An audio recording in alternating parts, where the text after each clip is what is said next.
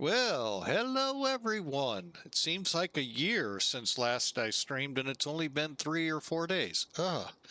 It's the way work has been lately. But anyway, hey, that's my problem. We're here to relax, enjoy. We are in Africa, but you couldn't tell by the name on the airplane. And we're not, well, we are in South Africa, but it looks like a country within. I don't know how that works there. Eswatini, I believe is how you say this. Eswatini. Anyway, hopefully I'm not causing any big major commotions in the world. But I do know where we're headed, and it is Namibia, the capital city there. And it's about a 900-ish mile trek across the continent, the dark continent. Haven't figured out why they call it the dark continent, but hey, much of it is around the equator. I don't get it, but hey, sometimes God has things that I'm not supposed to understand, and probably this being one of them.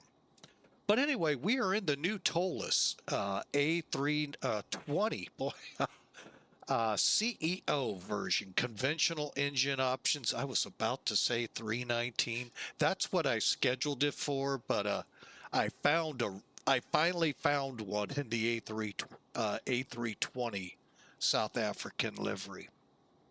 So again, we are flying from, I believe it's called Eswatini, Africa, which is kind of within South Africa. And headed to Namibia. If you look it up on a chart, you'll see what I mean. All right, and maybe I'll be able to show it off here in a second too. All right, let's get up in the cockpit here. Sorry, I had to fill the veins with some caffeine. All right, again, y'all know the A320NEO, A320CEO, no different in here other than the fact you have the NEO engines out there if you're in the other. All right, I have adjusted time just a couple of hours. I really prefer flying in the daylight hours. A couple of reasons. I find my landings are better when it's daylight, but more importantly, when we look outside, you can see stuff. So where at night, well, you just kind of get a glimpse of what the aircraft looks like. So that's more to why I like to adjust time. Even up in Europe, I know you guys love real-time flying. It's just not good for streaming. So, or at least in my opinion. All right, so in my opinion's about as much of worth as well, that penny, that's even got more probably than what my comments say. So, but anyway, I hope you enjoy. We're off again we're with Millennium Aviation. We're doing one of the tours, and we've actually taken a break from this tour. Better part of 3 months, 4 months-ish. African Union Airbus tour. Sorry, Boeing folks, it says it in the name Airbus. And I believe A320 if I was to actually pull it up. Actually, I can. What am I thinking? I had to actually book the flight. I thought I'd done that already. Oh, no, not on that page. All right, not going to worry about it. All right, we're loaded, so before I do anything, I'm going to get the ACARS going, and then we'll look at it on Sim Toolkit and go from there. Bear with me a second. 2 steps here I want to do. Even though it says it connected, I want to make sure by looking at the flight map. Okay. Why? Because then I know for sure I've done everything right. Unlike an ill-fated flight earlier this week. And the sad thing is ACARS I had the application started, got the flight booking somehow did not think to click start flight. So now I'm very more meticulous with it. Okay.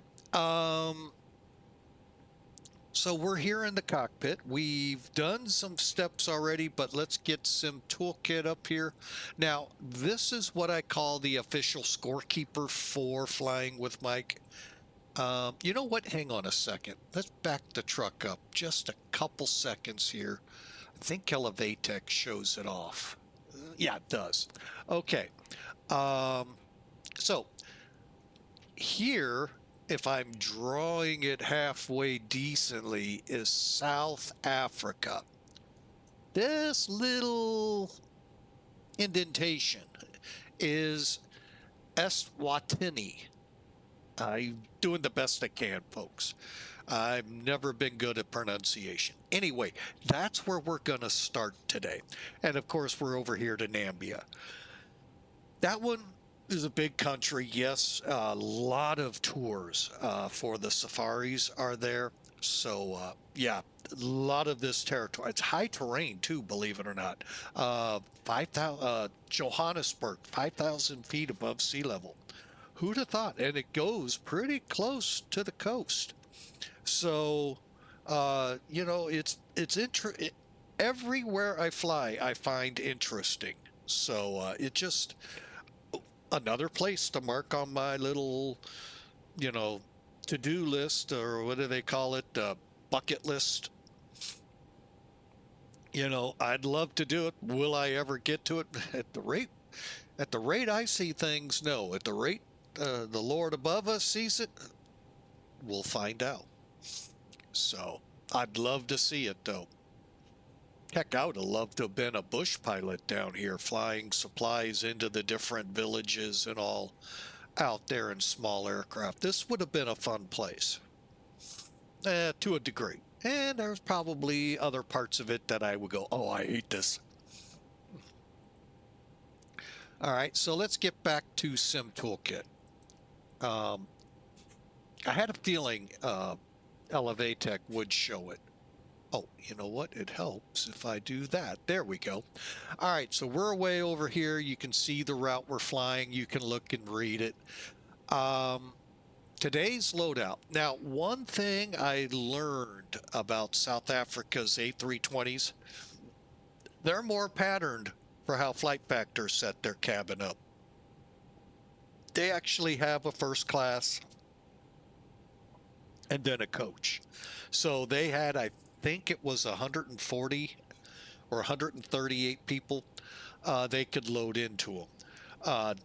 Most of what I've seen, now I don't know about American, United, and Delta being more major-esque in airlines, but today you never know. Seats, you know, butts in the seats, that's what you're going to make money off of. So actually the plane could hold, they said, 188. I've been in an A320 too many times inside it, and oh my gosh, getting those extra 8 people in there, whew. I know it's just another row, and plus 2, but wow, you're tight. So, but anyway, that's what they have to do. We're flying with 176. We're going to just keep it standard one class cabin. Cost index 20, 34,000 feet for our flight parameters, and then 38,720 pounds of payload, 21,289 pounds in the gas tank. So that's a lot of fuel. So, let alone what we do in the 747. Weather, I'm not certain how this works with X-Plane, because you're not seeing anything on Sim Toolkit. So I don't know if there is any kind of weather generation down here for us or not. And Sim Toolkit is not specific to any flight community. It's just stats. It shows everything. And we didn't even see it on Elevatech, which is newer. So I don't know what's true, false. But coming out of here, we have an east wind at 080 at 9 knots. It's clear visibility, okay. Kind of showed that off a little. 1016 for the altimeter. Hey, it's a nice temperature here. 84 degrees, 29 degrees for everyone else in the world.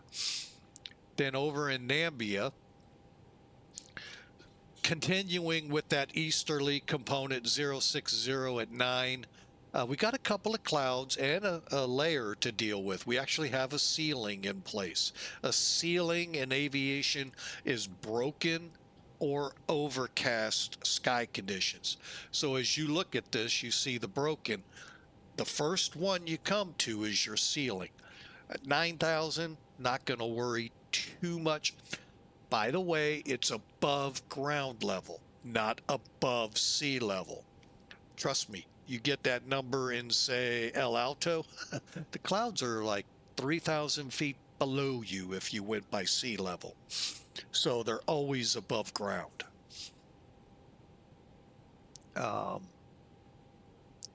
when you get under 1,000, you don't get but hundreds of feet. So you usually round up for safety's sake. Down here, up there, it's 82 degrees, 28 degrees for everyone else in the world. And again, a beautiful day. Looks like a great run. They're saying nothing significant. We've kind of come to learn, I think that means no SIGs in effect in the area. To me, and what I've read, it says no significant weather. But again, a SIG would be significant. All right, so let's get this out of the way and let's get this plane up and going. And if I'm quiet, missing chat, oh, before I get going any further, while we were running the music in the beginning, Duluth Fly resubscribed for a month here at Tier 1. We just wanted to say, hey, thank you again so much. We sure appreciate it. And so feel free to follow us. We'd love to have you aboard. And follow around as we go. You'll just get a live interaction. And if you're really into the content, hey, we'd love for you to subscribe if you can afford it. But that's all the pushing I'll do this month until next September. So, and we get a no problem from Duluth Fly. One thing I have been thinking about is kind of slowing the upload pace to YouTube. So I don't know. You probably got a couple of notifications of some videos that went out this morning. I kind of changed my mind a little, especially on the last flight. If you watch it, you'll see what I mean. But we got to go through some verification process again to be able to do some things which doesn't make sense to me. But you know, YouTube really doesn't make sense a lot to me. How the ones that claim to know these things know, that's a lot of, wow, digging in on stuff I have no idea what you're digging in on. But thank you, sure helped. And we just got our wake-up call from the dog. With tail wagging.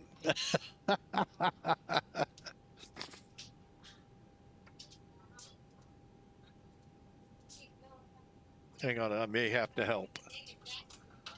Oh, I think she got in. Okay. All right. Gotta love it. Good old Winston making the entry he needed to. All right, so let's get this plane fired up and get on our way to Namibia. By the way, if we have time today, Twitch, we'll try a second flight.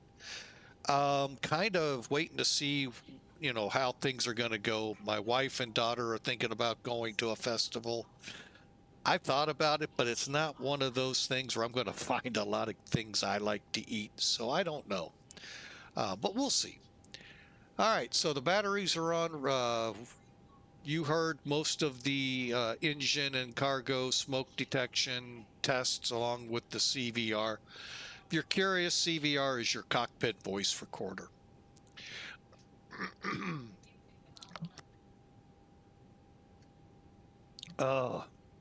We have had some absolutely spectacular weather here over the last 48 hours, maybe 72. And it has sent my nose in topsy-turvy. So pardon me if I mute and kind of break mid-sentence so you don't get coughed all over in your ears. All right, let's see. We can go ahead, kick on the master switch for the APU, come down here, clear that off. He says cautiously.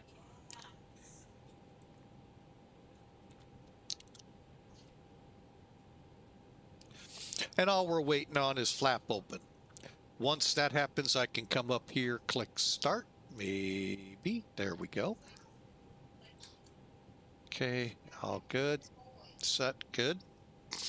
All right, while it's cranking up, we'll do a cockpit light check. And it's kind of fun. It just basically tests your light bulbs. If we were in the 727 from FJS, unfortunately, X-Plane 11 only. These bulbs you would be pushing, well, you wouldn't be pushing them, but you push them in there and it'll tell you if there's any that are broke. Then they fix immediately.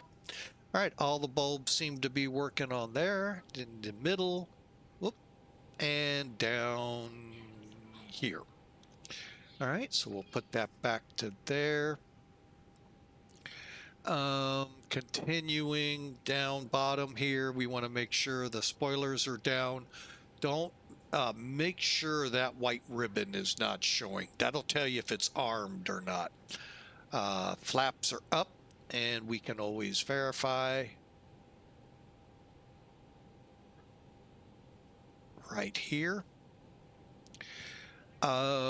And back up, we should be started. And probe heat's in the auto position, and on with that. Start cooling everything down, and they're boarding. All right, well, we'll continue on here real quick. Air conditioning panels all white. Yep. Temperatures are set. Generator fault lights 1 and 2 are on. Why? Because the big engines aren't running. Electrical panel looks good, and the ventilation panel over here. If it's dark in Airbus, folks, you're set to go. If it's lit like this, that means you need to change that. We'll get the fuel pumps up and going here shortly. So let's start the alignment process. You want to make sure you see on bat. And it goes out. What that is just a quick test that if you lose your generators in flight and your APU generator, it'll still tell you where you are. May not tell you where to go, although it could be inferred. We'll leave it there. But yeah, it's meant so that way you still can relay your position to authorities. All right, so proceeding on down. Strobe lights are in the auto position for now. I may kick them on for takeoff, or I may leave them. Auto just lets you know when your aircraft leaves the ground. As that strut extends, the strobe lights come on. It's kind of a nicety so pilots aren't getting blinded while you're on the ground.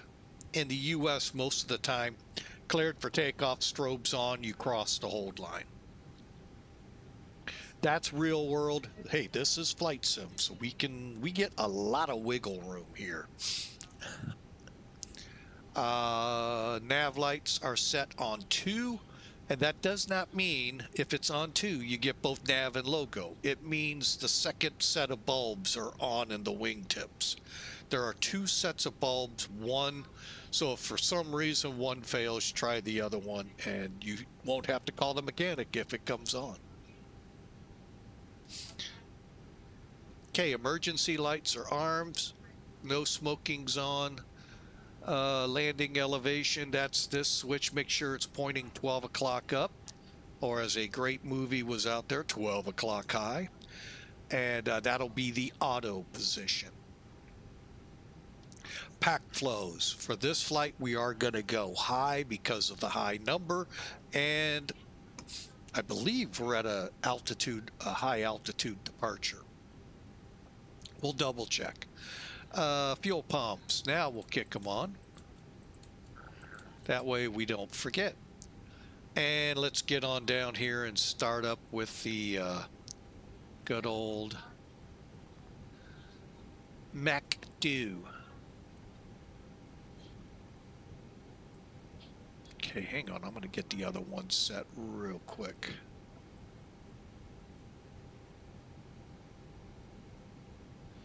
Okay, there we go. All right, so, oops.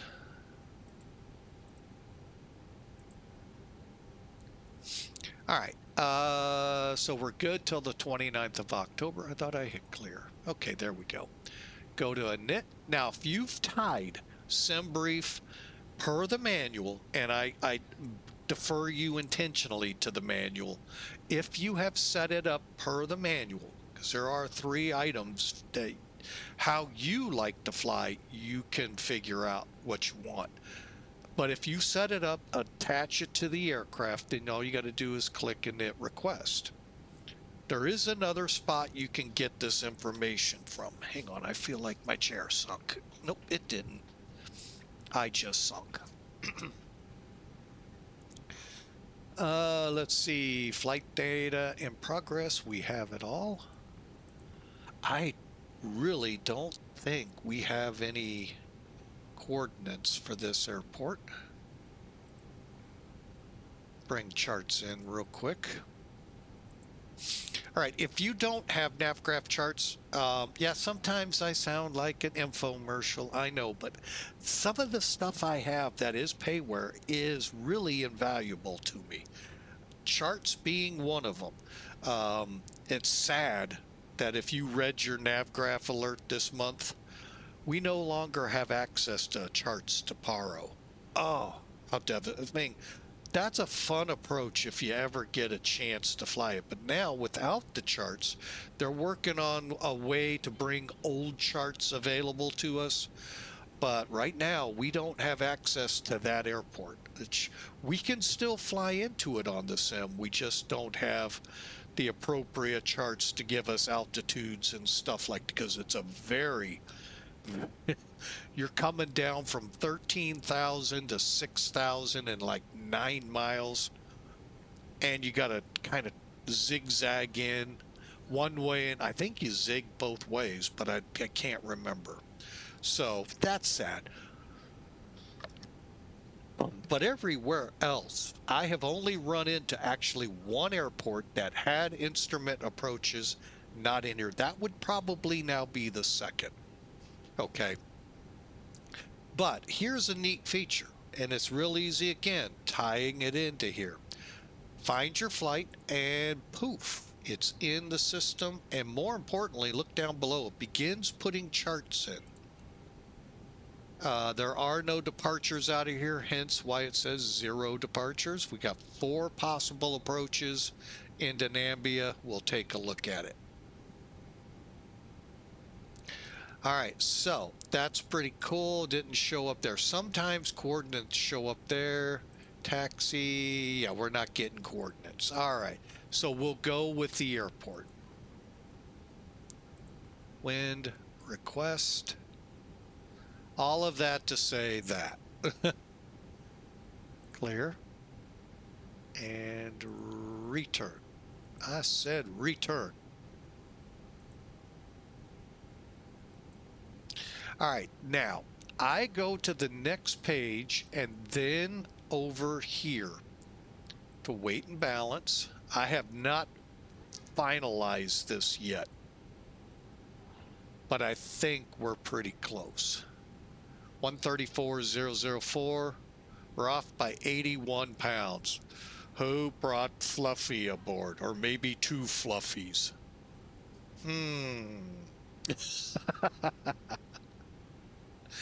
All right, that's cool for me. So 34.0 is good for the weight. 28.1's good for the CG. 21.3. Uh-oh. Hang on. I think I may be low on fuel. Hang on. Oh, wrong one.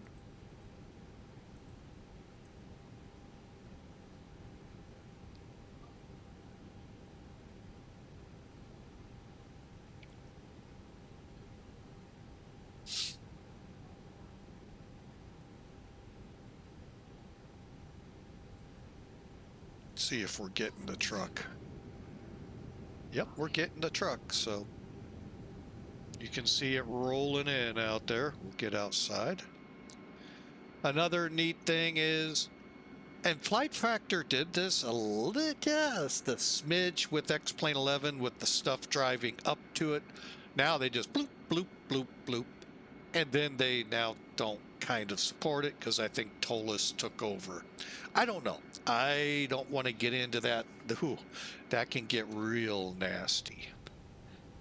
21.2. Okay, now we're a lot better. I'm going to put 21.2 here. Set current. All right, well, that's not actually what we're reading. Hang on. 21.2.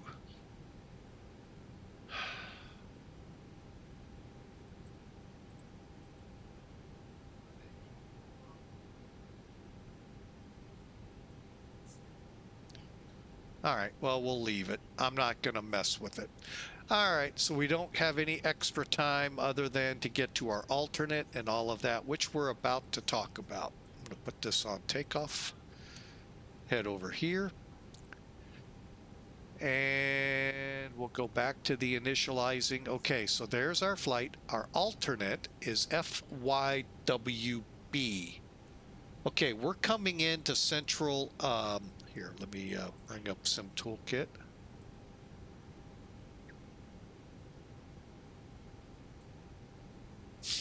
All right, so you can see we're coming into the central part of Namibia. Here's our alternate, just to give you a little idea. I thought I clicked it. It didn't click in. That's what happened. Okay. So again, where you see the word Namibia, that's our arrival airport. This is our alternate, Walvis Bay. Okay. Giving you an idea of what we're doing. All right. Cost index, they're giving us 35, and there it goes, aligning to our coordinates. Perfect. And you just watched it here. All right, so let's go to flight plan. Now we're going to bring charts in one more time. Let me first set things up. Okay, charts, flight. Okay, we don't have a departure, but we do have weather that's 2 hours, 3 minutes old. Yikes. So 07, that's a back taxi all the way down. Let me look at the weather one more time. Yeah, 0. Oh, wait, I'm at the wrong place. Sorry. Wish I had a better weather report than that, but that's all we got. So we're going to have to back taxi quite a ways down. Okay, we'll do it. That's just the way life is sometimes in flight. No SID, insert. We're going to leave this, and then you'll see why here in a minute. So as you can see, our flight route will go this way. So MUVAL.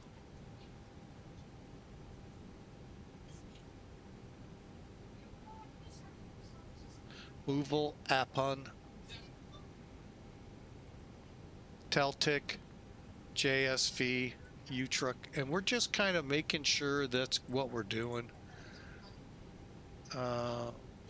NISIC, ETSOSA, GBV. Okay, then we're off to UTATO, UTSET, EGROS.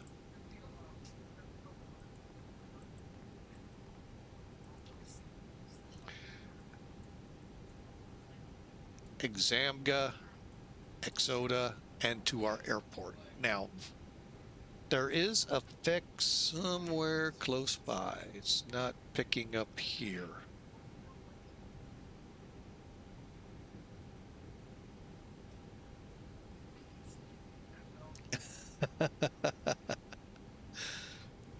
He's drawing sympathy from everyone.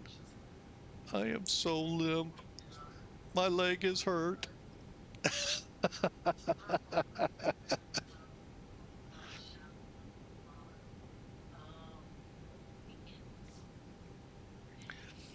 Okay, so let's look up here. The nice thing again about NavGraph charts, again, it is payware. You just add it to your FMC updates if you do that. Which, by the way, if you're going to fly on VATSIM, highly recommended. There are several that get very annoyed with people who do not update. All right, so what did I click? I clicked approach. I need arrivals. Well, look at that. Atapu 1 Alpha for runway 8. Let me cancel one more time. It too is 2 hours old. And looks like the same deal. We're coming in 060 at 9. Okay. Sold. We'll do that.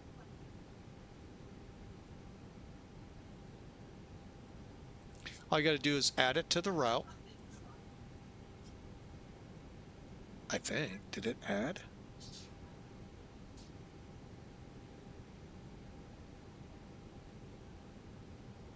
Hang on.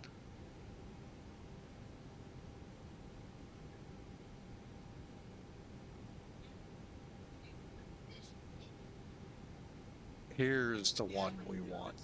There.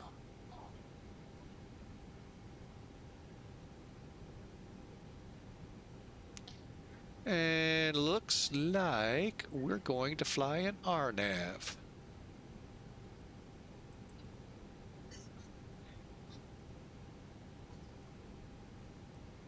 Okay.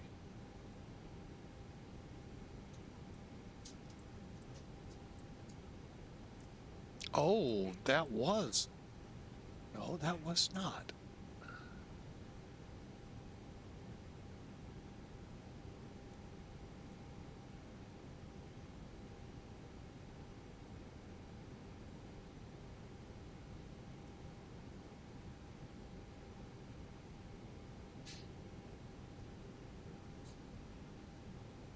All right, we'll kind of pay attention over here. Let's see. So we'll go here, arrival, RNAV, right, 8. And we're on the star Atupa 1.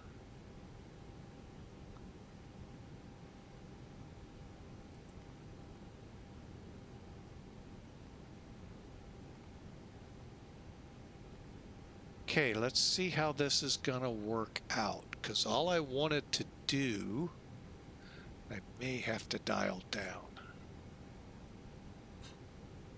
Okay, we need to get rid of VEDRY.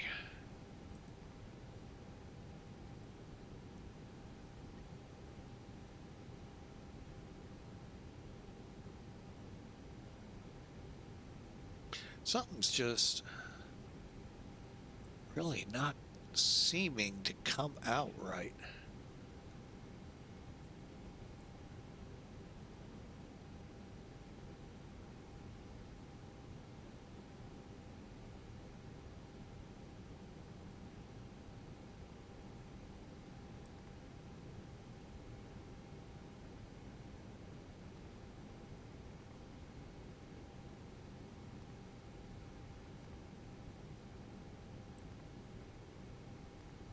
Something's just not looking right to me, so I'm just going to clear it all out and start over.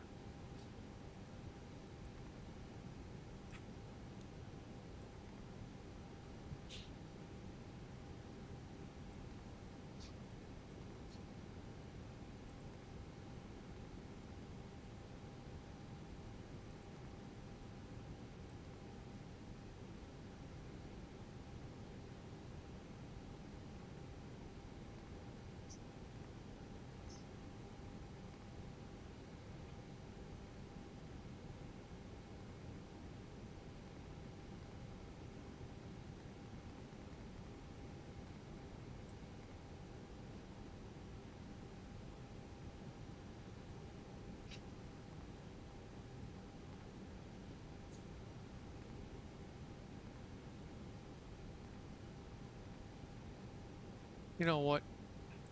I'll just do it another way.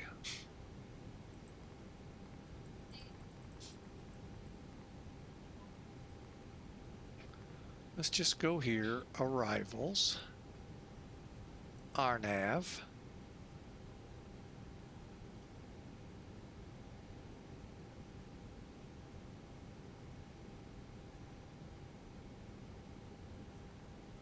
How about we click that one?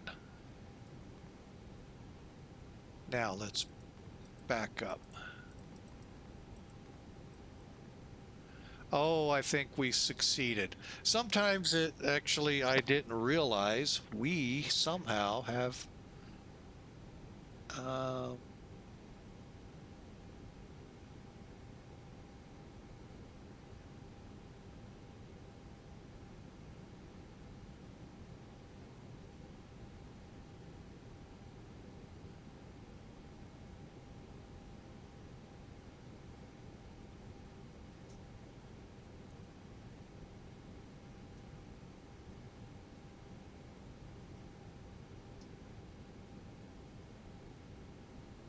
okay.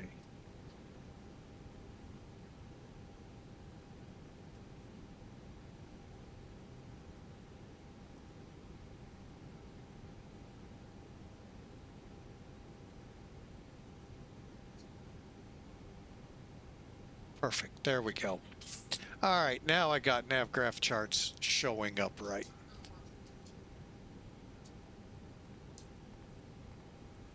Okay, real quick, let me bring that back in. Took a lot, but now we have it right. So, hang on.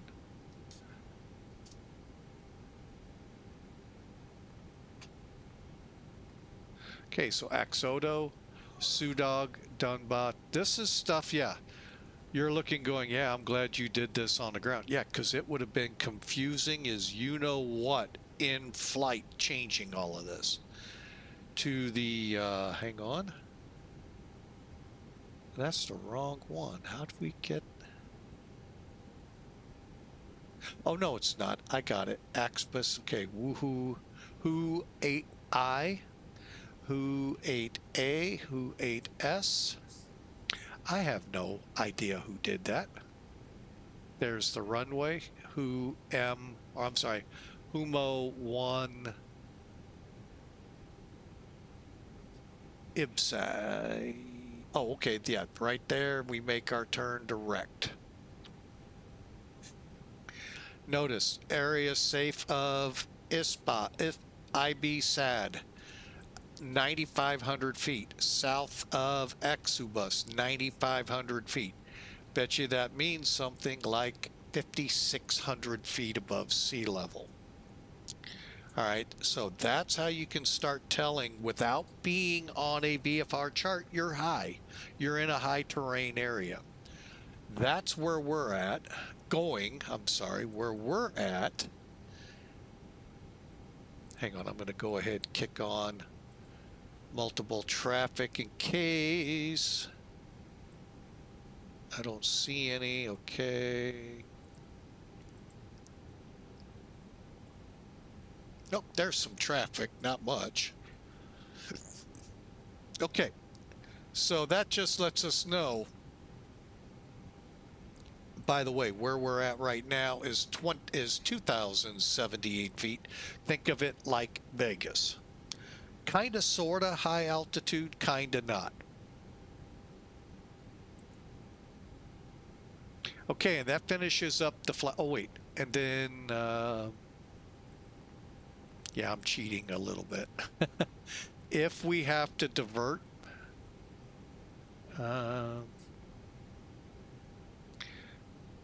from our landing off Sudog to our alternate. Okay. All right, next up RadNav, next up Perf. All right, runway 7. We're going to go with the latest, greatest, what they have.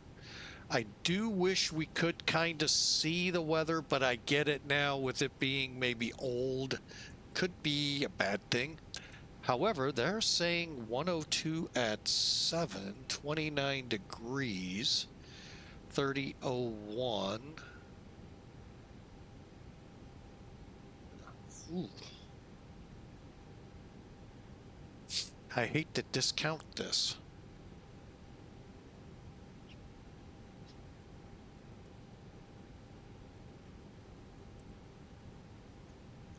But I am. Okay, 28 degrees. We'll keep that. We'll keep the winds. And we'll see, but I'm thinking we're going to go Toga. 492 feet. Yeah. Okay, that gives us a lot more room to work with. Okay, over here, just click uplink. Oh, get back, get back, get back.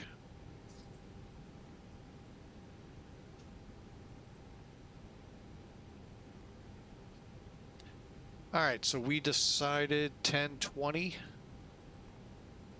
Can't change the temperature here. Now, we are going to get different numbers. We're calling it 102.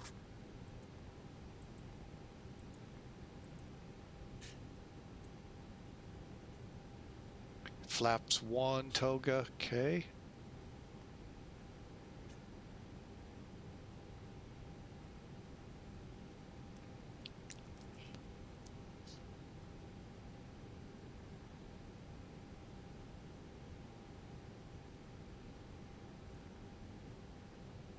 Okay, so here's Toga. 146, oh, they're about the same. 146, 146, 149, up 07. And we'll go ahead and go with that. All right, we are locked on. Okay, not sure why it doesn't seem like it's in the center, but okay, we'll go with it. All right, so that gives us our information. The only thing, minimum, if we go with 113, we'll have 4,000 feet, 471 if we go with the max. So let's go 140, and I think we'll still be off in this area. If not, we're going to have fun. All right, so there you go, folks. We are ready to go. Put things back in order here.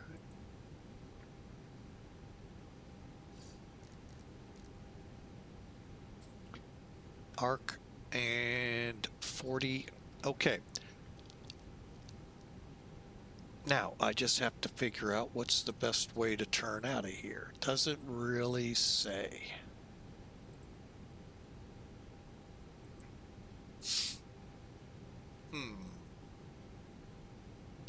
Does... Okay, the city's over here. So if we come off left traffic, yeah, that'll work. We'll just do left traffic.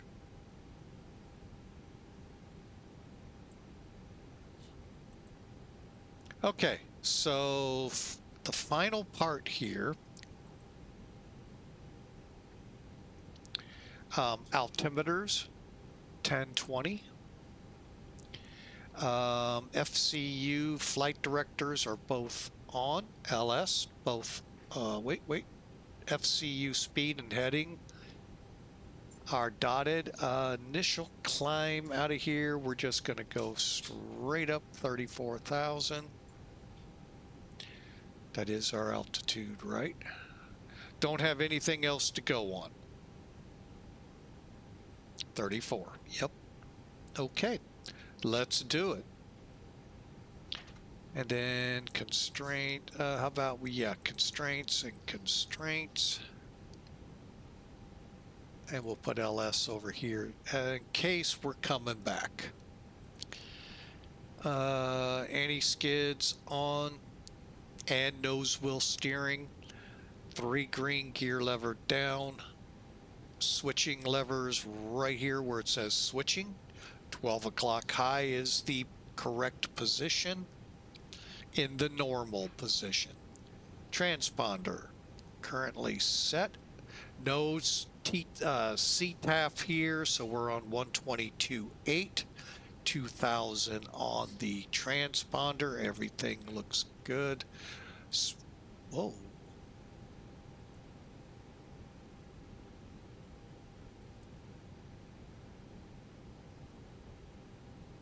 Oh, interesting.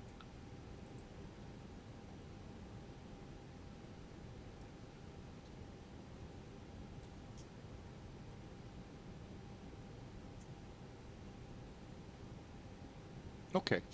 For some reason, our TX wasn't on, and I guess I didn't check that prior to starting the stream, but we got it now.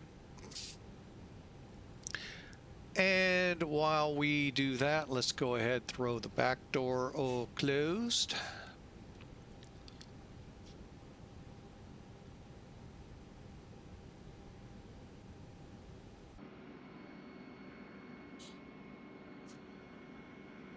And like I said, really good animation. They even have the leveling jacks go down on the catering trucks and the air stairs. So, I mean, really good attention to detail there. Let me try something. There we go. Looking at us from the tower. That's kind of nice because a lot of times you don't see the airplane. Ooh, I wish that was true. What was on that weather radar? Sure don't look like it. And that don't look like the airport either. That's okay, though. That was kind of cool. All right, we're ready to go. Are you ready to go? Let's crank it up and get going. We got us a little bit of a haul today.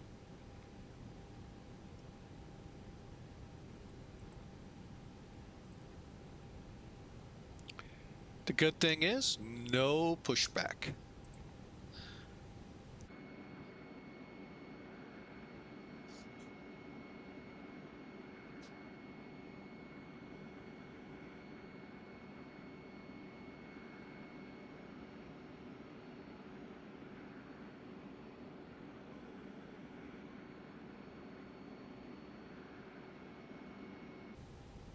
All right, let's get up here. Make sure the APU is available so we can click.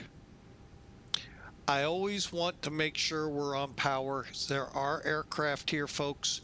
Rotate and flight factor specific, that if you turn that switch, or I'm sorry, correction, if you're in the EFB and just disconnect without disconnecting from the the aircraft to the ground, you'll lose everything. So be very careful, because that stinks that you'd have to go through and do everything we just did a second time.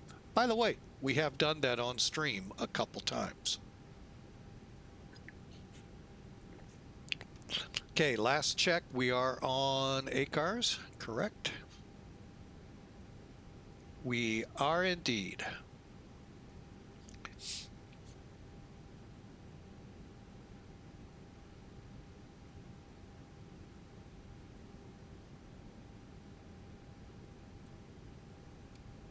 All right, we're ready to go. All we have to do over here, and yes, again, if you read the manual, you'll find out how to activate the ISCS to your EFB. So, Off. Yeah, this is what I'm talking about. If I'd have just clicked off with us still connected, there's a chance we could lose everything, even if connected to the GP or to the APU.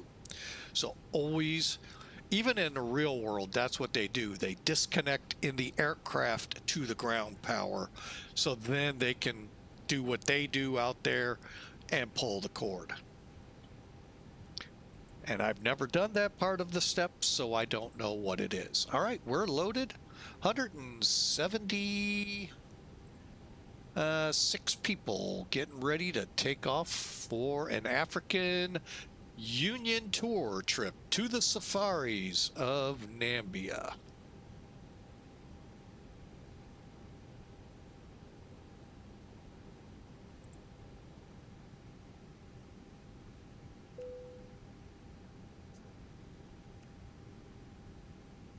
Fuel pumps on. Always wondered how we get the position to either show up here or on the ND. Always curious. Oh, look, we're being attacked by birds. Look at them all. Love that X-plane. Just love it. I know one guy really can never see them. These were actually low levels today. Wow. That must mean we're at the altitude they have it set. So, oh me, oh my. Let's go. Hey, by the way, if you want to join us on voice in Discord, I am not going to start up the live stream over there. I think that's what hurt us on the Vegas flight a couple days ago when I was reporting system troubles. I think both of them streaming at the same time really hurt us. So, not hurt us in what you saw, but what was going on with me. Now, it could still be, don't get me wrong, a VAT spy issue, but I'm going to lean into that being more the issue than not. All right, so let's do it. You know what? To start an Airbus, no, you don't start up here. You just come, well, you can. And there are times when that could be you have to go the old-fashioned ways. Okay, but an automatic start is just boom. Go ahead, get rid of those. Parking brake is on, and we are spoiling up. How do you know? The gray box is right here. If that's not there and your engines look like they're at the right numbers, you probably missed a veil above the EPR.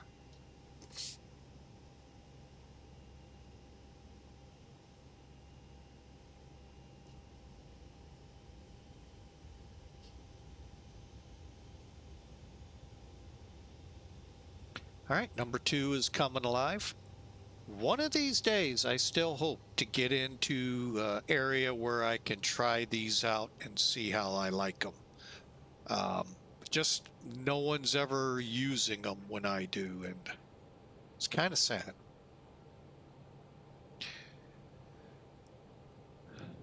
There, see the word avail? Now you could start up number 1.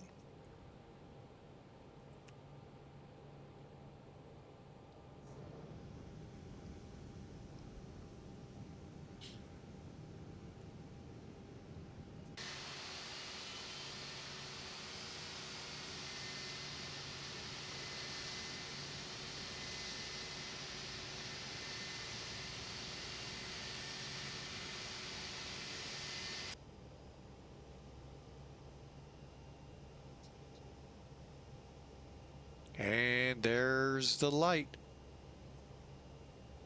Fuel's flowing in, getting higher on pace, and N2's building.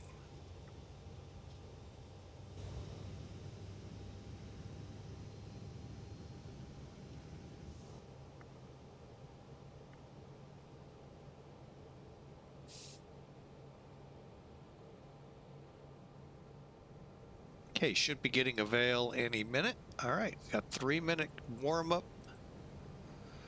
So here we go. APU bleed.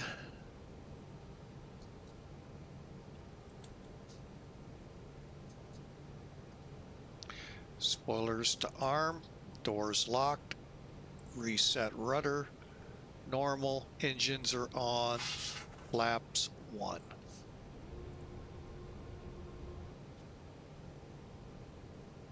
Okay, back down here, pitch trim set for takeoff.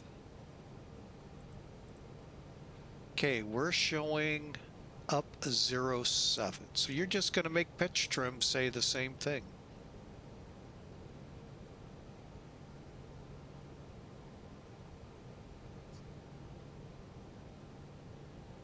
Okay. Now, I do skip a couple steps to do what I'm going to do next.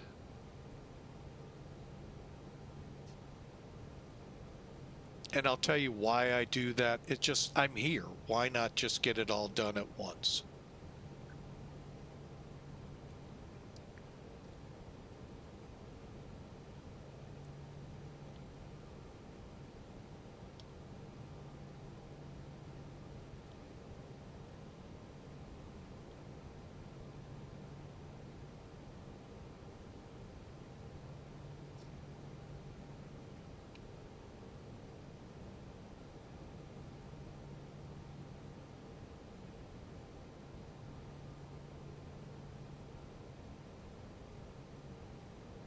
Now, normally you just have to do one cycle, but I go ahead and do all 4 because that's how is now Logitech. Prior to that, SATEC would be to get your system good, and then I just do a quick. All right, auto brake max. All right, continuing on, slides are set. Let's get up here, turn off the APU. Back down to the middle, parking brake set, timer on, deselect that. Flight controls fiend, we got get the cabin alerted. Okay, taxi light on, wing lights on. All right, here we go. Oh yeah, takeoff config before we leave the gate. That way, in case the mechanic has to come out, we know there's a problem. Here we go.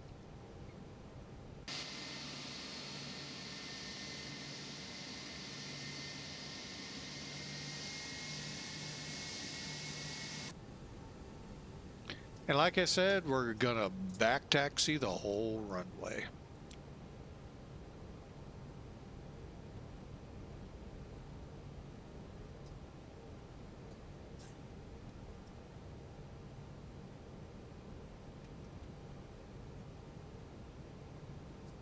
Ah, it's closed. I wonder why. Look how thin that is.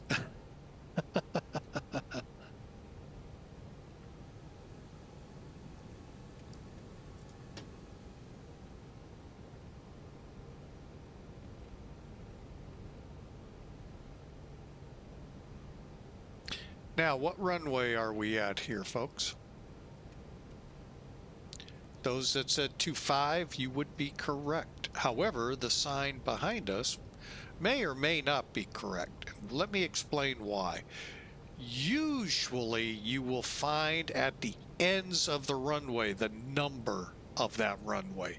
In between, they're set up for, if you come up to it, one side will be that number, one side will be the actual runway number of the other side. So it gets a little, interesting in the flight sims.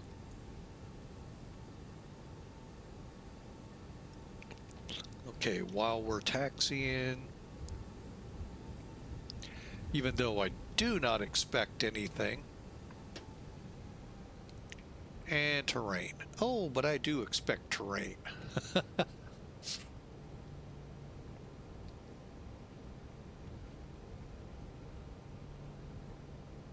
Got 8,500 feet of runway to back taxi.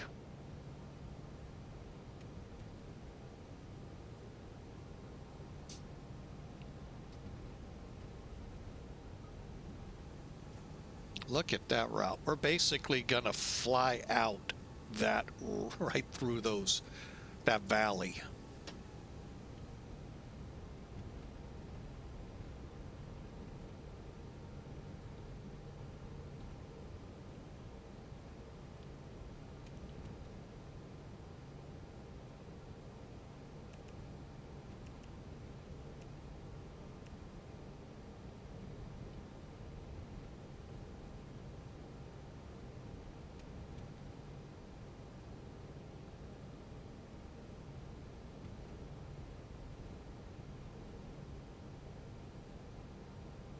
Well, I can see the end in sight down there, but still way down yonder.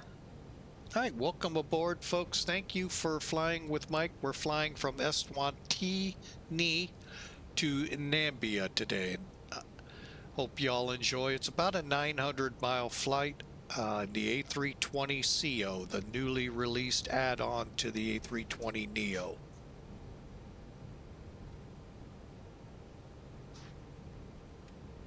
All right, do we have a turnaround down here?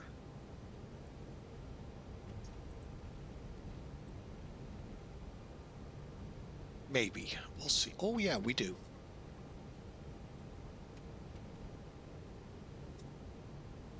And I hope you've all had a great week. I know some of you, the week is still grinding for you for another few hours. Hey, it's Friday. Like I mentioned earlier, it's been on the rough side on me, but you know, that's me. Who wants to listen to what I've got to complain about? I'm still 6 feet above the ground, so it's hard to complain anyway. The good Lord keeps blessing me with new beginnings every day. So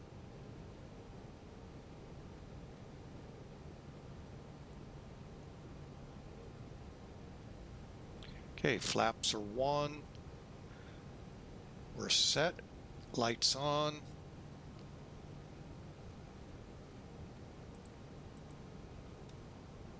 Here we go.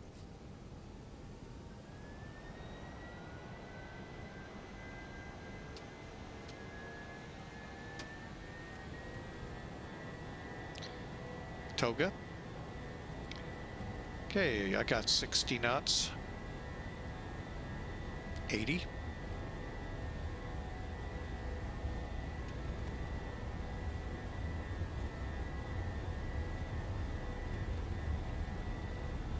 Looks like a ski jump. V1. Rotate. I got a positive rate.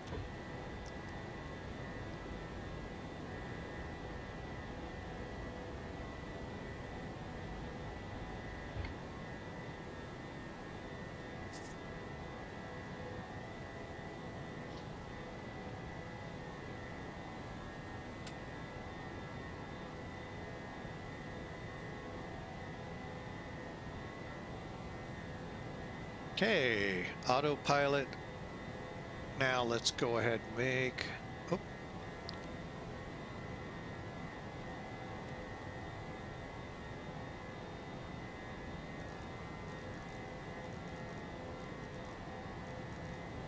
Yeah, I turned away. I didn't want to, but that's okay. 250 will make our course.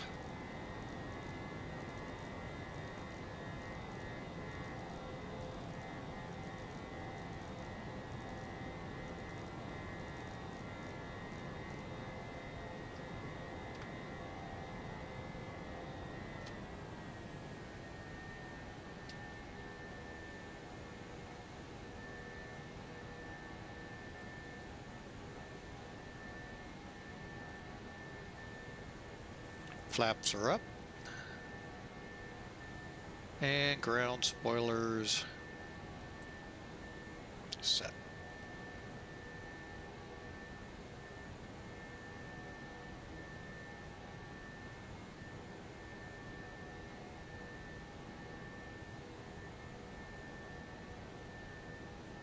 All right, we are headed to Namibia.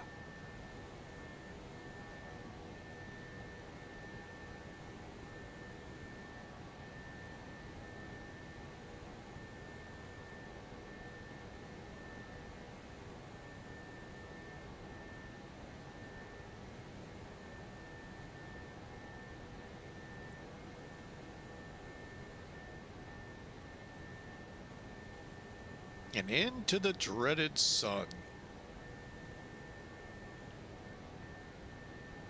All right, hope y'all enjoyed. Little later than I wanted to off the ground, but yeah, we're doing great. We'll be there in a couple hours. Speaking of that,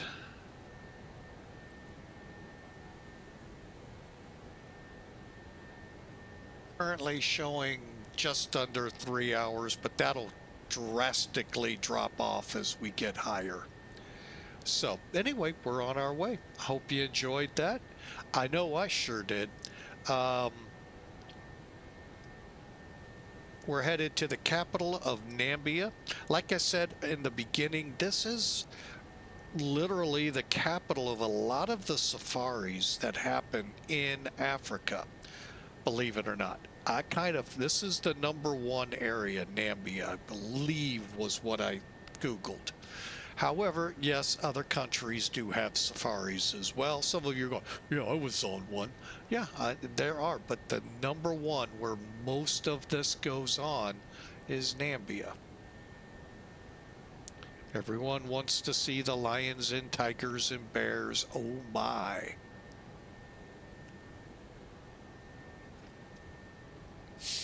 All right, we're accelerating up 10,000 feet. Let's take a look out there. Pretty nice looking clouds we're going by. And down below the savannas. I think. I don't know if they call them that here in South Africa. But we'll be kind of close to Johannesburg. Oh, sorry about that, as we turn more northwesterly here soon. Okay, and there we go. Let's see.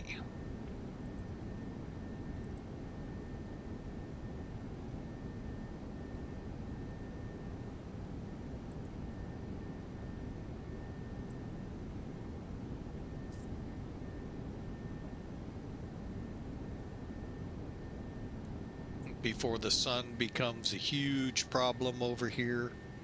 Oh, actually enjoying this.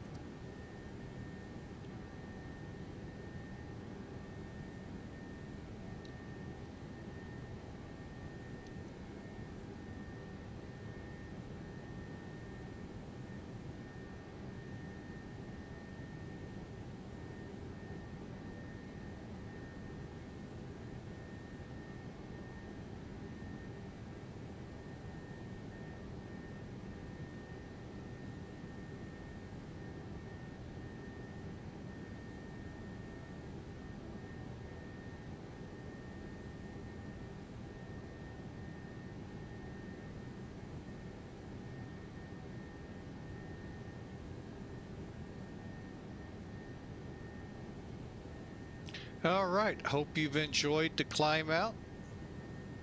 We'll look out the other window here in a minute.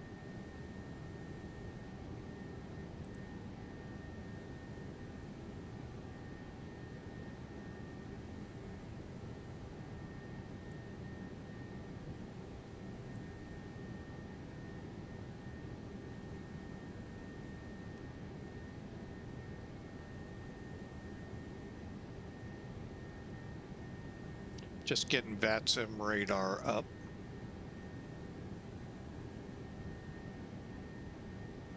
And it's hung on navgraph data. We'll come back. Oh, that's why. Okay. Yeah, it's really hung. It's still got us in Cleveland's territory. Yeah, that's about 5,000, 7,000 miles off track. No, that was our last flight we flew earlier this week to Selfridge Air National Guard Base.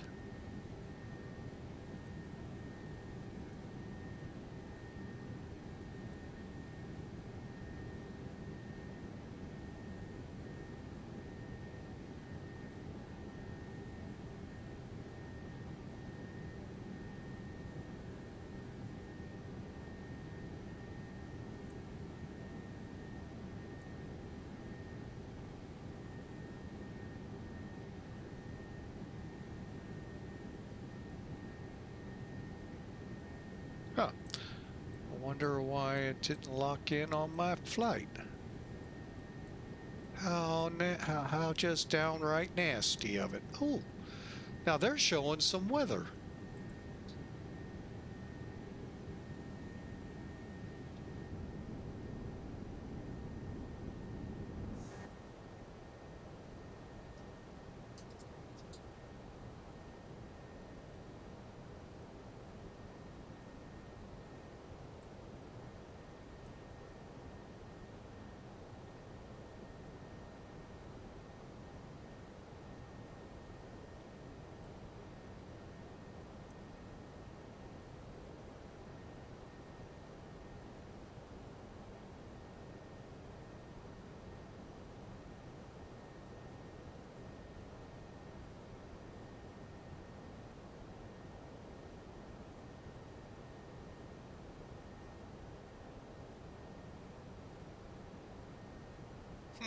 Kind of confused why it's not showing me. I know why.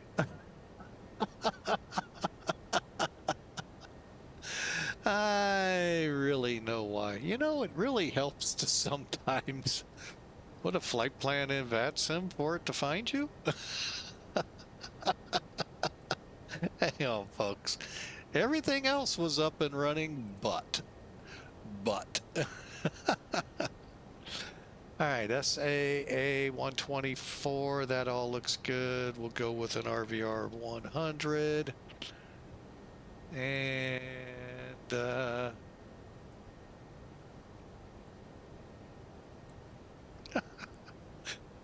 oh, me, oh, my dispatch. Oh, I tell ya. Oh, wait, I'm dispatch. And we'll give it a couple seconds.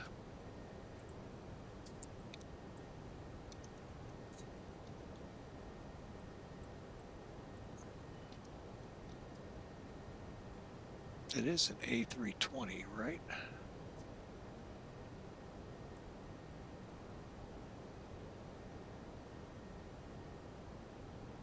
Yeah, okay.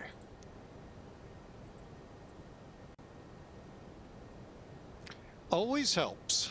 Always helps to do that.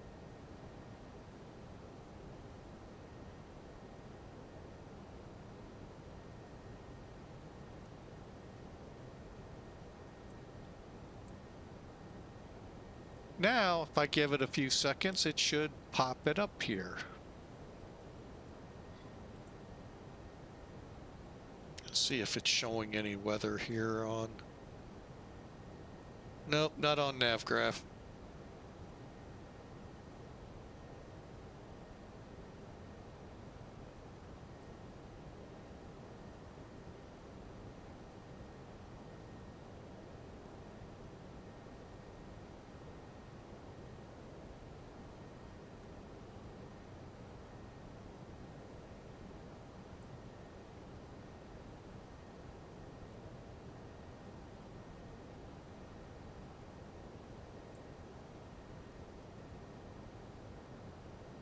Yep, there we are. Always works. Yeah. Um,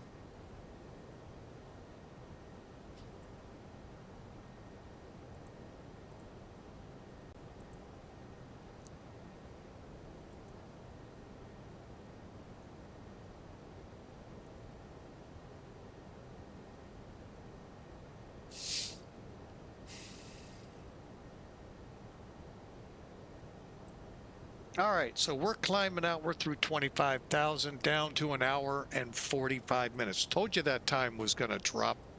It dropped almost an hour in the span of about 20 minutes. Wow. Actually, yeah.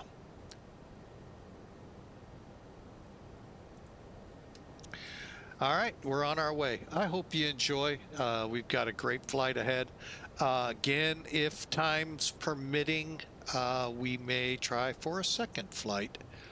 We'll leave that. We'll kind of wait and see as we get into the area what time it is. For now, enjoy the flight.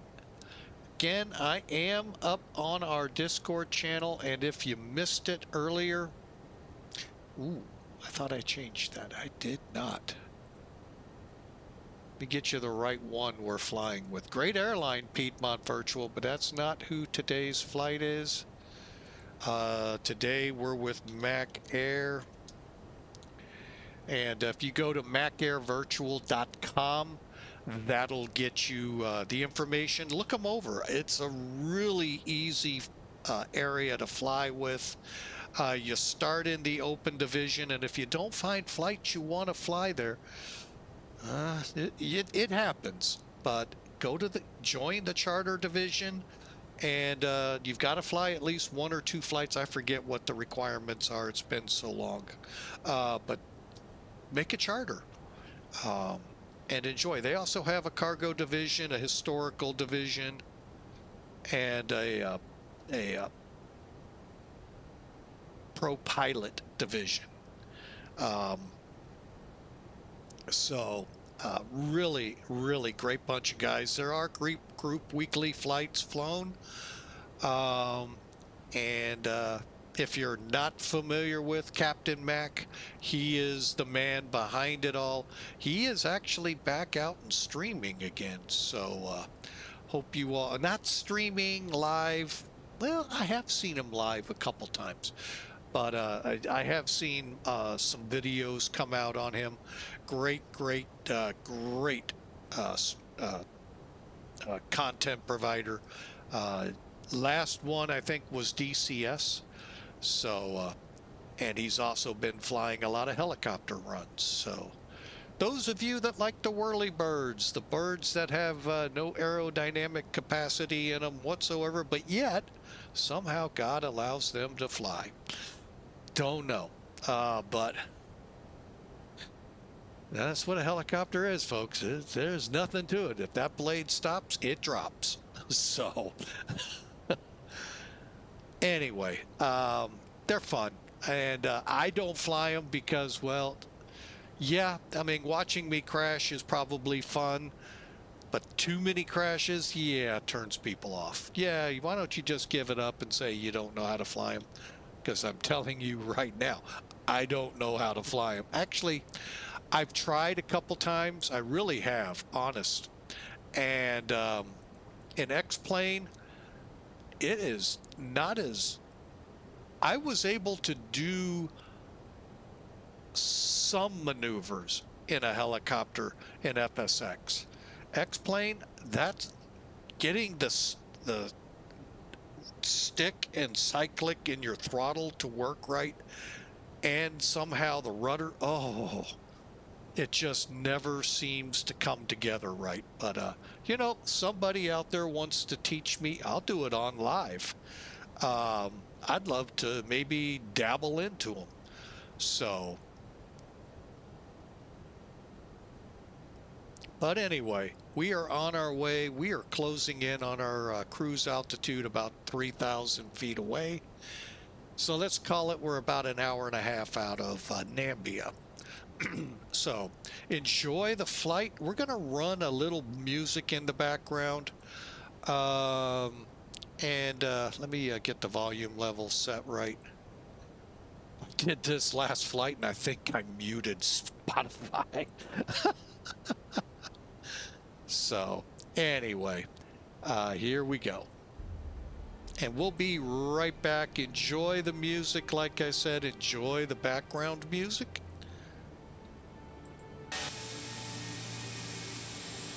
And, oh, you know what? Let's go ahead, kill the wing lights. And we'll let them out of their seats a little early.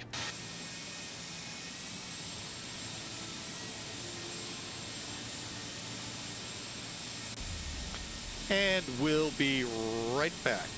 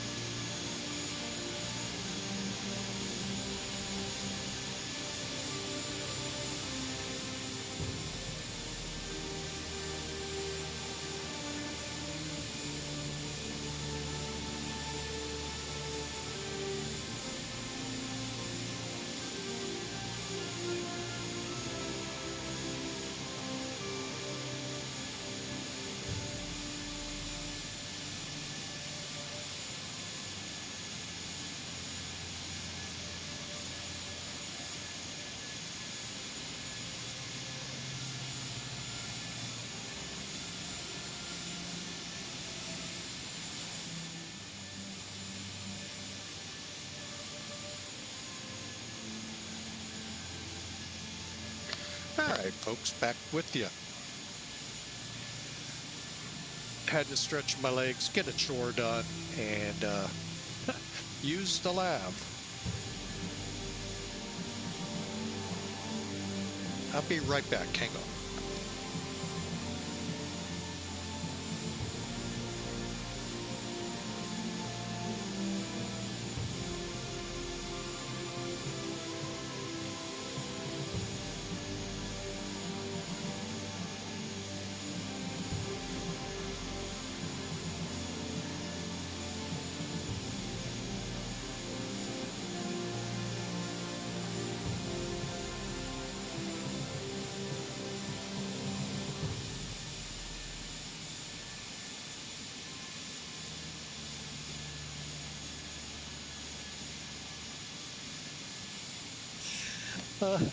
Sorry, folks.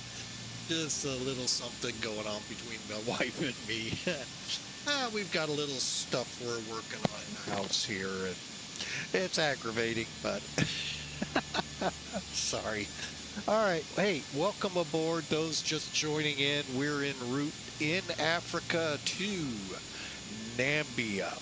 Currently, probably over South Africa at this, or South Africa.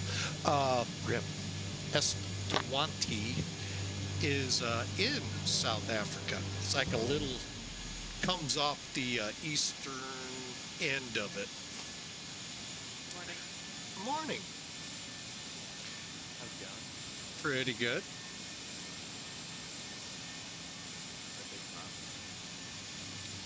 Hang on a second here.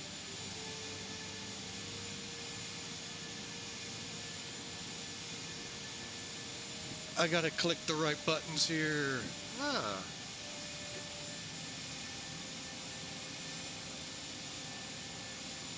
Okay, what was that again? Sorry.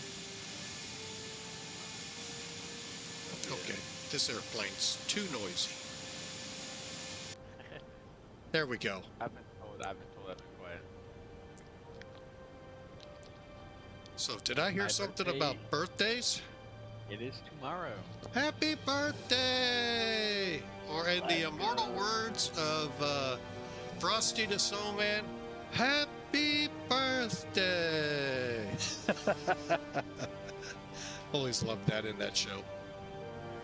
Every time he reanimated.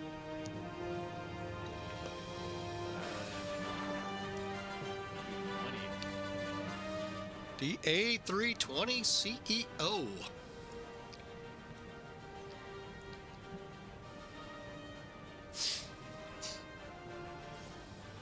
I think we're gonna still get a night landing out of this.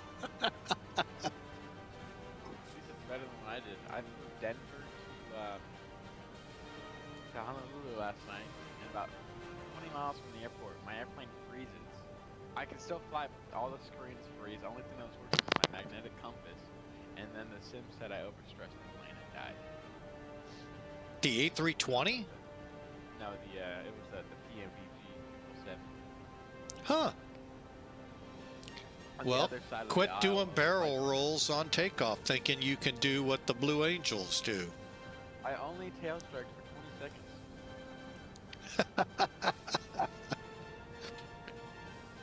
I've been doing long flights just 'cause it's something I have in the background when I'm studying. You know, for example, FAR Part 91.211, I think is the altitude restriction. Wait, no, 211 is oxygen. Yeah. 91.155 is your VFR altitude minimums, whether if you're over the congested area or not, depending on how high you can be. If you're in the congested area, you have to be 1,000 feet plus the highest thing in the congested area, and stay away or be at least 2,000 feet away from that object. Yep, I remember all that. And then 91.211 is your oxygen supply. So if you're flying from 12,000 to 14,000 for a duration longer than 14 minutes, you are required to supply oxygen for yourself, for the crew, not for the passengers. If you're flying above 14,000 up to 18,000, Oh yeah, for everybody then. I'll give you a fun fact on that one. It's a little airport, South America, called El Alto. It's 13,000 feet above sea level. 100,000 people live there. No, they're not on oxygen. And I was thinking takeoff performance. Well, well, here's the other fun fact about that airport. The runway's the same length as how high it is above sea level. It's 13,000 foot long runway. You need every single inch. So it's most piston airplanes like you fly would never make it there. But radials might. I don't think my aircraft carries oxygen. Well, that too. But the funny part is, you know, that's one of the things, my favorite show, The Amazing Race. You need a supercharger for it. Oh, yeah. Well, The Amazing Race, when they first started, used to take their people into South America and do challenges at that altitude. Not that one, but others that are a little lower. Oh, it was hilarious. The altitude sickness got many of them. High up some. So they were in Bolivia, just not El Alto. They may have flew into El Alto, but ended up somewhere else. But yeah, they did wrestling in one. That one was not good.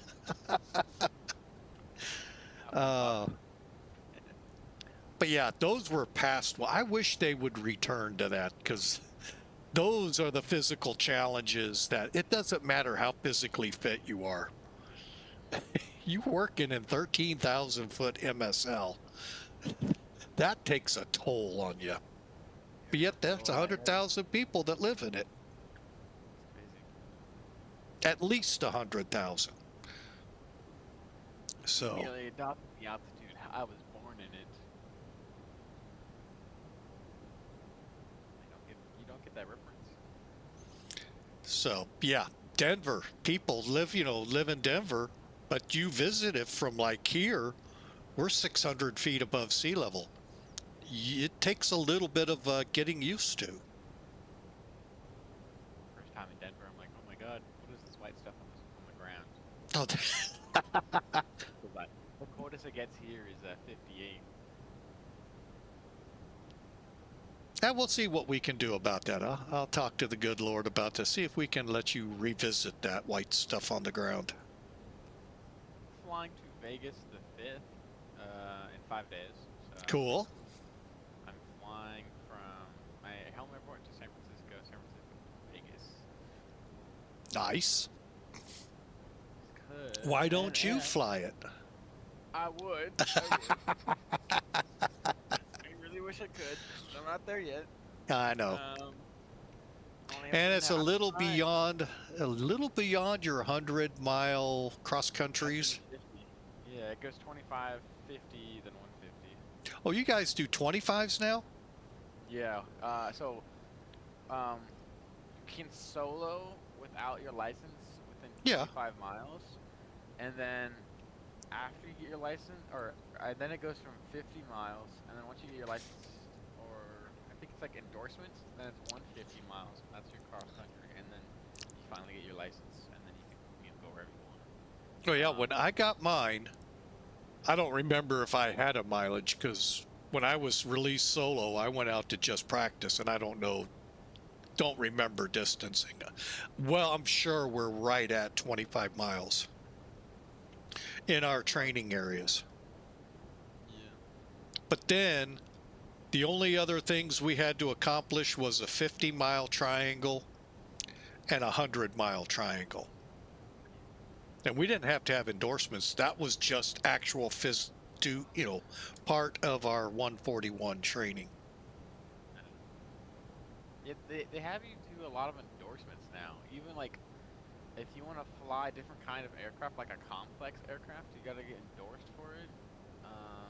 Which is weird because you don't really. Before you're private or after?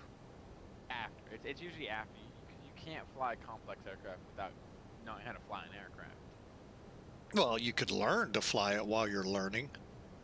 True, but then But I it would think be a that lot more thrown at you than just the simple stuff. Yeah. Prop Like your management, complex, gears.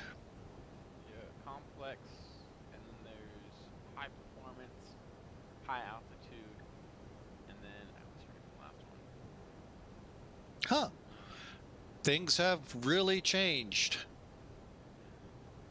Good reason I'm going to do ground school if I ever get the chance to fly again. What is that? I'm forgetting. Complex. Multi? Because that used to be an actual license or cert. Yeah, that's a license. I'm talking endorsements. Like you can get endorsed for high altitude, which is like if the aircraft is pressurized. If the aircraft has more than 200 horsepower, you have to get endorsed for that. If the aircraft has retractable landing gear, flaps, FADEC system, or controllable prop, you have to get certified for that. All aircraft should have flaps. Yeah, but it's like it's a mixture. So let's say. Because your Cessna has a flap. Yeah, but it's not considered a complex aircraft. No, no, it's because when I flew, complex was either landing gear, retract, or prop. Yeah, they added the FADEC in. Well, yeah, you guys have FADEC now, so yeah. Oh, that fancy stuff. If we had it, I don't know it, but I don't even think it was around back then. Yeah, that's the automated fuel. Do you have autopilot certifications? No, I think you don't even need a certification for Wouldn't think you would, but you were trying to think of another one. I was trying to think of some stuff. So actually, it's weird because you can log flight hours on autopilot, which I was so weird. But yeah, you can. Yeah, you can. You're in behind the stick monitoring. Yeah, FAA still considers that manipulating the controls of the aircraft. Well, you're sitting in the right-hand seat. You can log. Even if you're not flying the plane, you can log. Well, I could back in the day. Log flight time sitting over there. I forget what it was called, though. Just sit in the right seat. Oh, a tail wheel endorsement. There we go. That makes sense. Well, then you have amphib, too. You gotta get endorsed to fly a tail wheel aircraft as well. And floating amphib. They actually didn't say anything about floating. Oh, seaplane. That's a certificate, I think. Yeah. Like your instrument. Because instrument's not a license. Yeah, because on your license you have single land, single sea. Yeah. So I think it's a different license entirely. It's a rating or certificate like instrument. And then commercial's an actual license. Yeah, that's like, oh god, so expensive, so much. I always wanted that. I had one flight that, boy, I wish I had a commercial. Could have charged on top of the airplane. Yeah. But until you get that, you can't make for hire or for compensation, as the FAA says. I know. You cannot. But you can have the airplane paid for. Yeah, you can equal the expenses with the passenger. Yep. I think that's about it. Only time is in an emergency. You're not allowed to carry drunk people or people with drugs unless it's an emergency or you're on a medical flight. And if you're on a medical flight, you're supposed to be commercial. Yeah. You're not allowed to fly during the night unless in the past 90 days you've logged 3 night landings. Yep. Yeah, we had 3 or 6. I can't remember back in the day. I think they say it's 1 hour after the civil twilight. Yeah, there's 4 different sunsets and sunrises, so you got to make sure you get the right one. Civil twilight is when you can carry passengers, but just when the sun goes down is when you can start logging nighttime, and then that's when you need your nav position and beacon light on. But you usually have this on all the time. FAA says you don't need to have them on during the day. No, It's good practice. but yeah, it's fun. Glad to hear you're enjoying it. They spun you yet? What do you mean? Put you in a spin yet? So actually, I think from 2015 forward, spin is no longer required.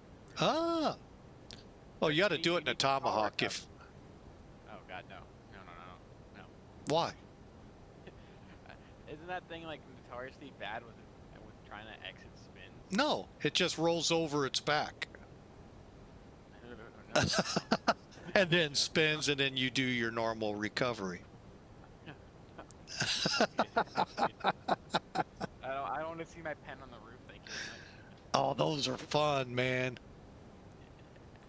No, actually, but spins are no longer required. Huh. But you still have to do your stall recovery. Oh yeah, stall recovery. that makes sense. And also, like, you have to learn how to anticipate the stall, like when the stall's Yep. you climb out of the hand of your seat. And commit that to memory. Yeah. Unlike a flight crew from Brazil to France. Well, they just kept. Well, I don't know why they kept pulling those up. Well, if you ever want to get into accident recreation, the flight from Brazil to Paris crashed because all they had to do is recover from a stall. At least 3 people on the plane could not determine they were in a stall. Weren't their systems down though? No. Like to give Still, them you something, can tell. The airplane is going to be so nose high. And it's gonna vibrate. And a guy, and supposedly the captain, because there's going to be 2 crews on it. High hour captain didn't even recognize it. All he had to do is push the stick over. And the stick should have still been wobbling irregardless. Does Airbus do that with their sticks? I would hope. Because I know it's fly by wire, so you don't really feel it. Like you don't But, feel the aircraft. There, that was just such a tragedy. That What was at that least one 3 piece? people could not figure out they were in a stall. And all you got to do is look at your backup systems. And anyway, Didn't that happen to a DC-8 too, where you try to make the turn too quickly in anchorage and stalled the wing? possible. That was the C-17 too. But that was not a sanctioned maneuver, so that the C-17 did. A B-52 as well. Up in, oh, what's the base in Spokane? Dang it, SKA, Fairchild. Turned it too tight, and all of a sudden, down it went.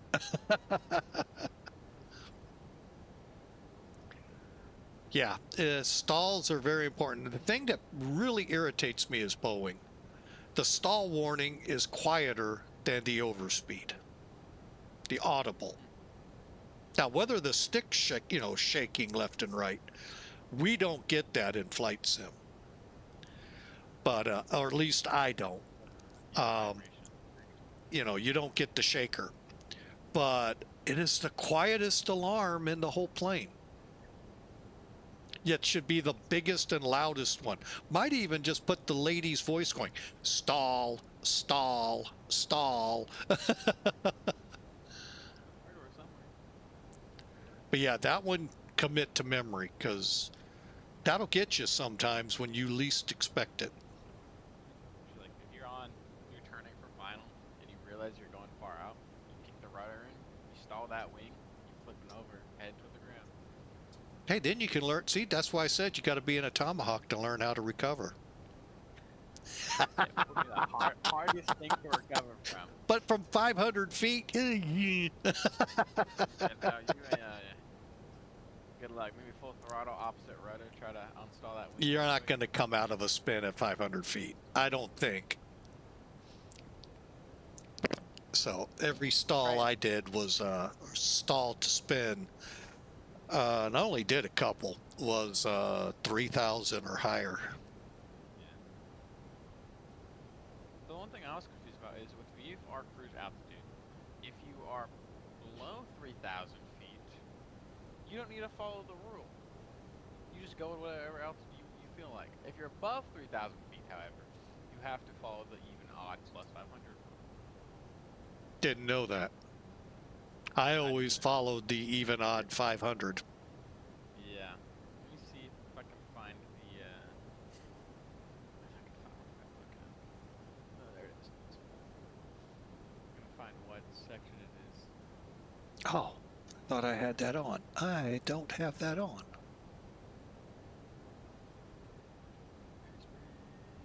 Pre-flight restrictions, fuel requirement, altitudes, cruising altitudes. Yeah, FAR 19 or 159. Let me grab my book and we'll read this.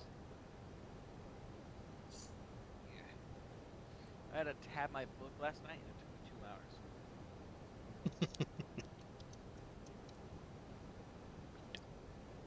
Like that was, oh my gosh. Oh, where are we going? FYWH.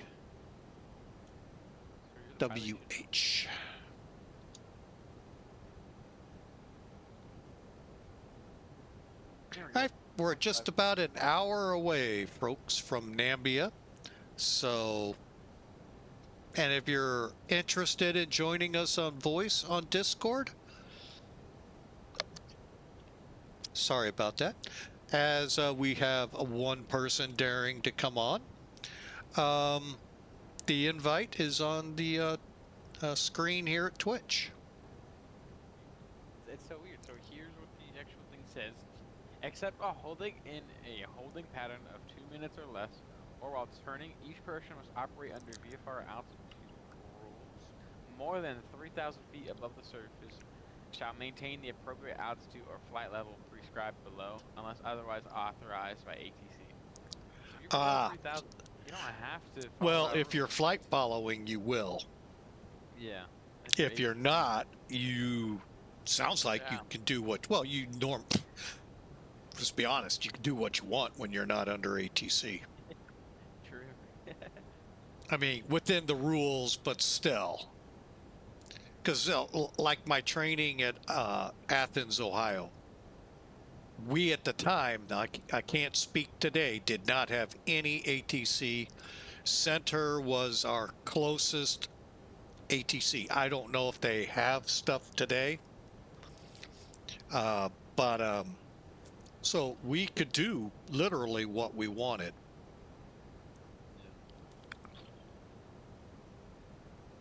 Yeah, that's the nice thing too.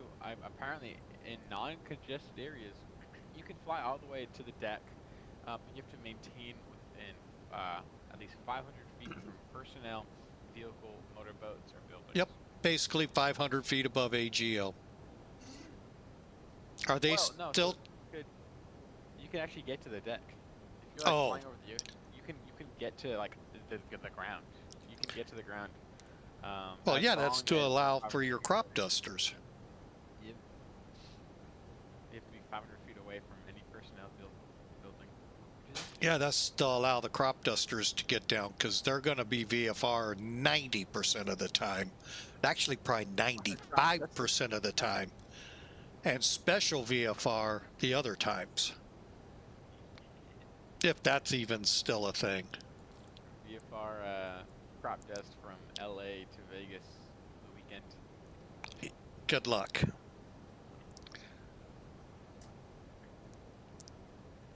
that'd be interesting. Those things are bigger than you expect. Oh yeah. Well, they look what they got to carry. They carry, I forget how much agent to deploy, you know, fertilizers and all, and they don't have to necessarily have fertilizer in them. They're water tankers in some areas. So Canada? Actually, the ones I saw actually had floats, because I think it was it the floats that were filling? Don't get me wrong, but they were down in when we were talking about the Carolina fires near Myrtle Beach. I can't remember where they were filling, if it was wings, and the floats were the way they spit the water out and brought it in, or if they were filling floats. I wouldn't think they'd fill their floats, but yeah. I've seen ones with modified drop tanks on the bottom. So, I mean, those crop dusters do more than just dust your crops. Some from California, I know a little thing about fires. Ah, they just have little ones. Come on. You know, they just arrested the guy who caused the LA fire. Uh-oh, hang on. What's wrong with the dog? Hang on.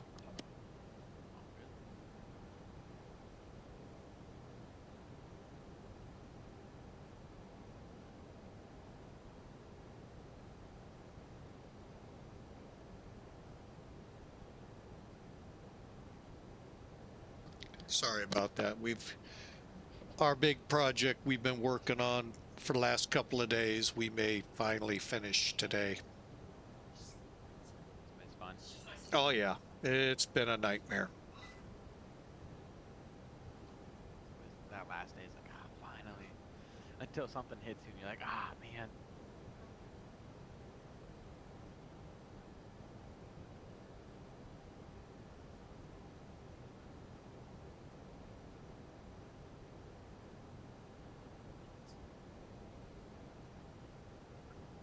Saying Scoopy that, below 3,000. You don't care. You're gonna care in the world.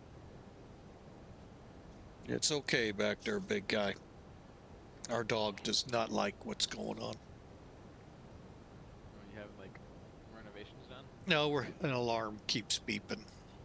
Oh, poor bud. Yep, he doesn't. Thunderstorms, just about anything out of the normal puts him on edge.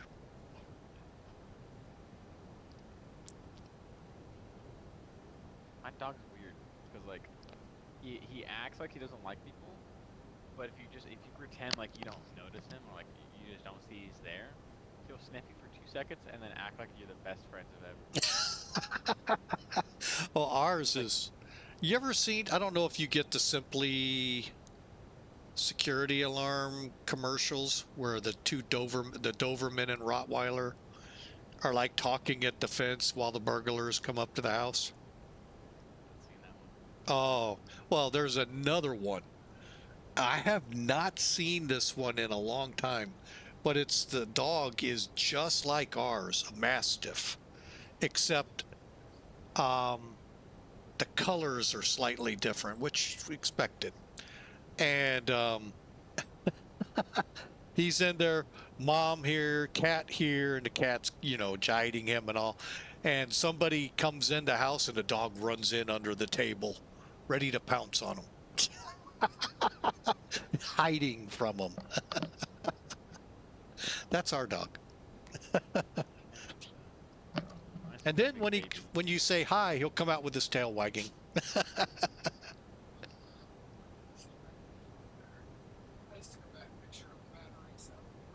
Okay. Should I close the door? Oh.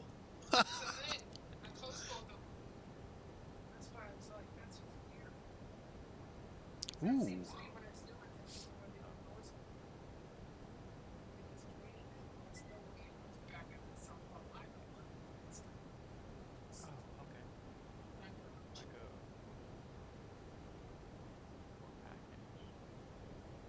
I'll be right back.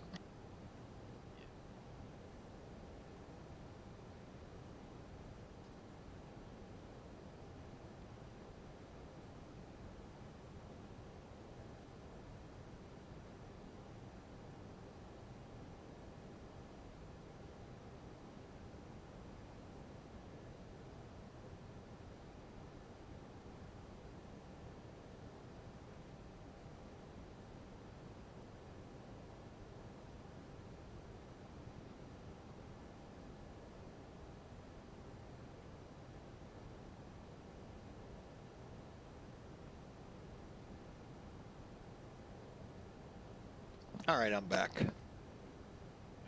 Just wanted to go push a couple buttons, so. All right, looks like we did find some weather. Let's see.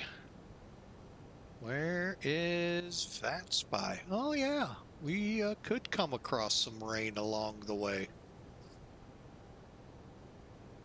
According to it, but according to where are you, Navgraph?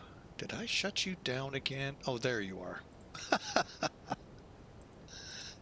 I do that quite often. Yeah, nothing showing up on Navgraph. And ultimately, nothing on X-Plane except for some birds.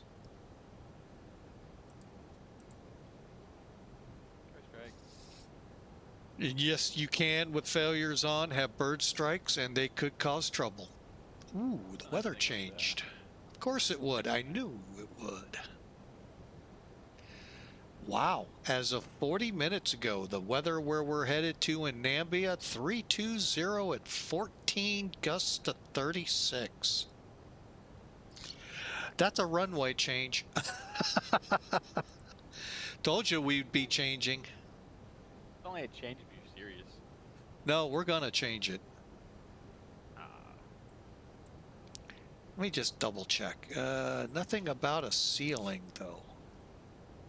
For safety's sake, yeah, chances of no go-arounds. Okay, we're switching to... Ooh, what runway are we going to switch to? 26 sounds good.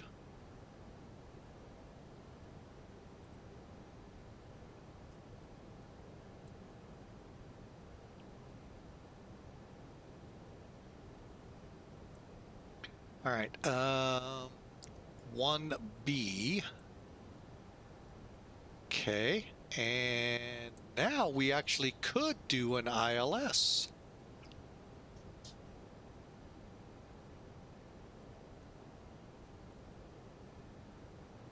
Let me take a look at this. This looks kind of funky.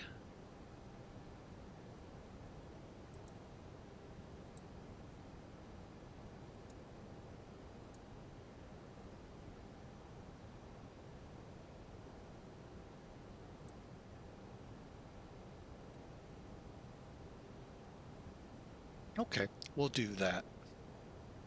All right, what means we got to change the McDo. I knew we would probably have to do this en route. Just something told me.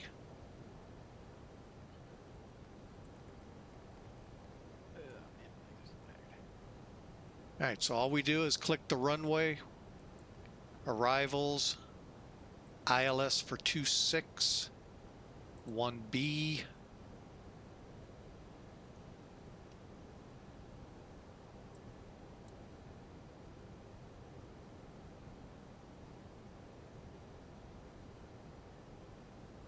Hang on, something don't look right. We're talking.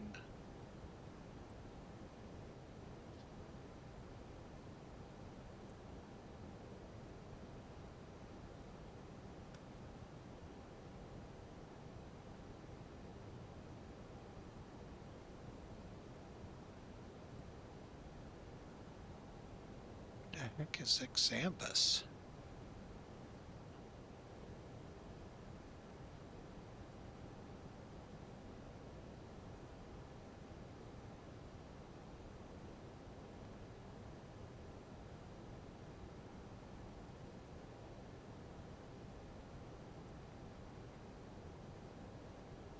All right, let's look at it real quick.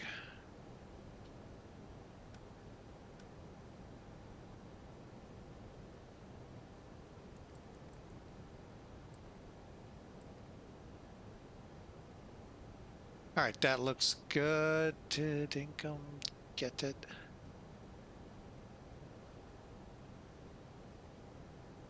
And then on to the ILS. Okay, good, good, and good. And our hold point is gonna be MPEP. Wow. Okay, cool. All right, so now we can go back to flight plan perf. ARC. There we go. And that's how you do an en route change, which we'd really try not to do. I mean, technically, could I have landed on the other runway? 16 or 3.4. It is 4,997 feet long. Although I don't know the width. Oh, there it is. 98 feet. Yeah, you could. I can hear people going, no, you can't. Don't try landing then at Santos Dumont in Rio.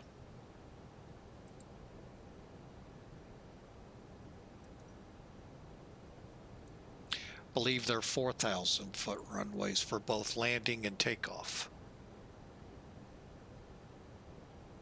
Okay, we're 270 miles out from top of descent. All right, Mike, I'll see you later. Hey, have a good one. Yeah.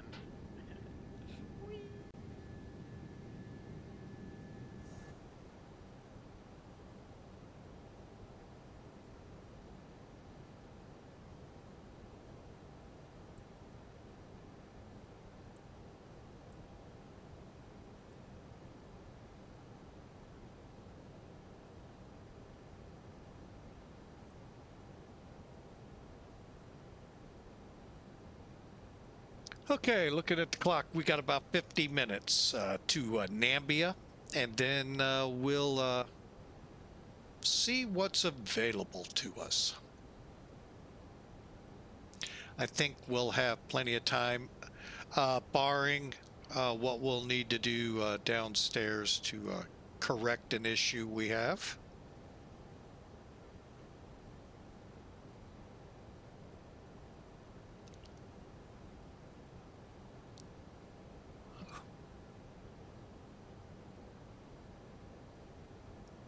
But again, I hope you all have had a great Friday. And for those of us in the States, it's getting closer, folks. The quitting clock is about to sound.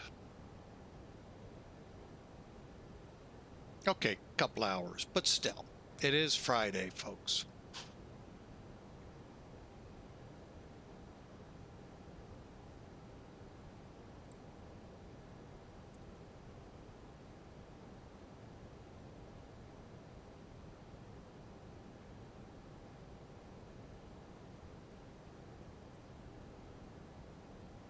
Actually, where we're going shows could be raining. Although nothing in the METARs to report that. So we are, like I said, about 50 minutes, call it about an hour out from our destination, and hope you enjoy the flight. I was thinking about flying the next flight in line with this tour, because I know at some point they all start getting fairly manageable on, you know, being able to fly multiple flights. No, it's 1,100 miles, so there's a good chance that will not be our next flight, although it would be nice to knock it out. We'll get it another day, but we'll try for a second flight. I just don't have any idea yet where. Want to first knock this one out.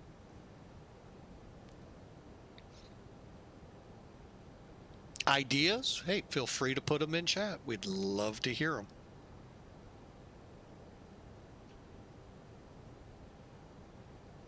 Try to keep them, say, 200 to 300 miles in length right now.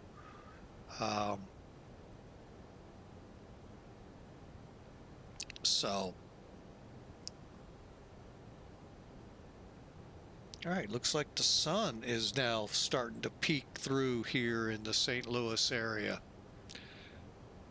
May have to draw some curtains again.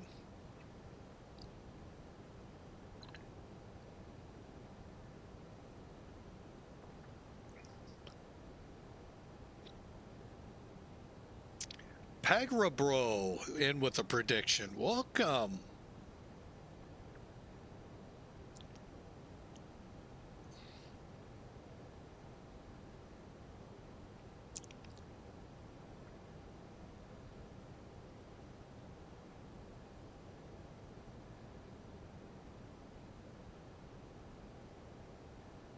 hang on, I'm going to see what we may be able to squeeze in here. I know one flight I'd like to do.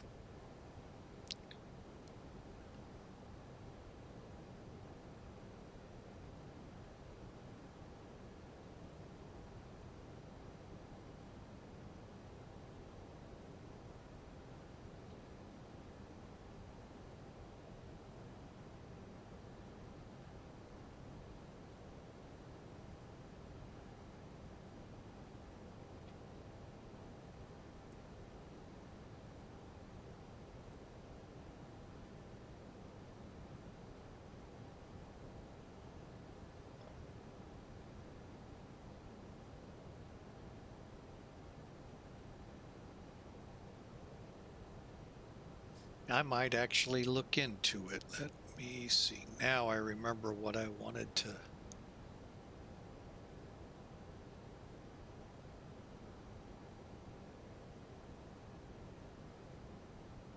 Looks like a little gaggle of aircraft departed Johannesburg.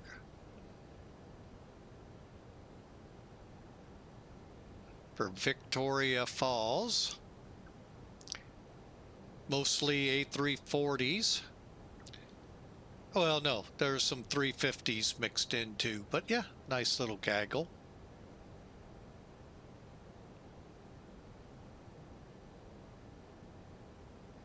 All right, let me kind of peekaboo up here.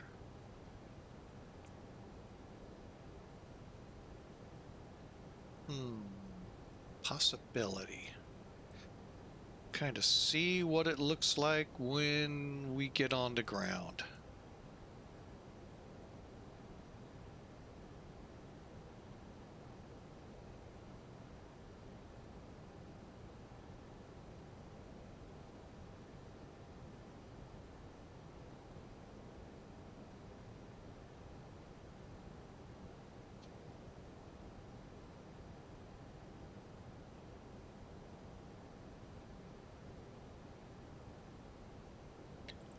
Okay.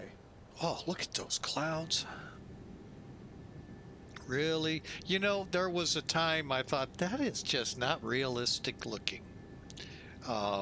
Then me and the wife did a flight to Phoenix and back.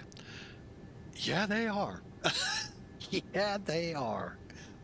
That's why you don't hear me comment too much on clouds, because I'm usually wrong.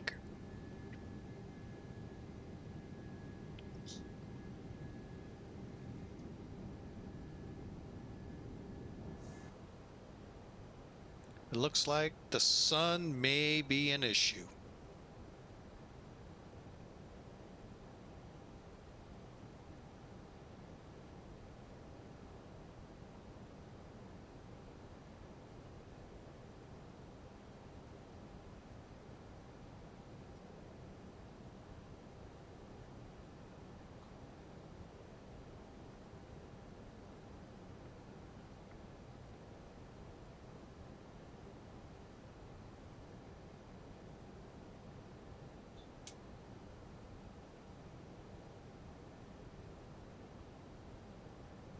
All right, we got about 214 miles to go. I will be back in a moment. I'm going to go stretch my legs and get ready for the arrival. Be right back.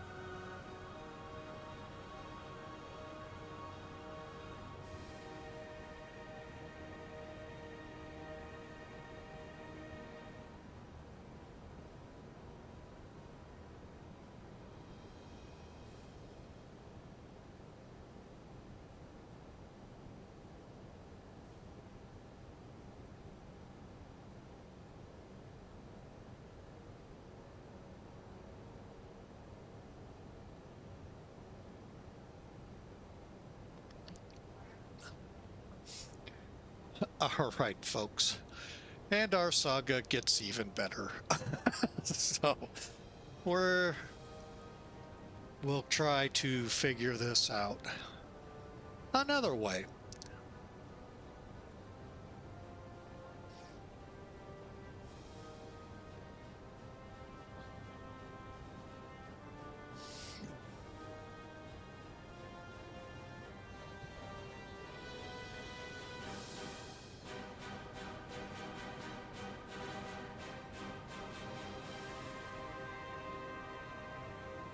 All right.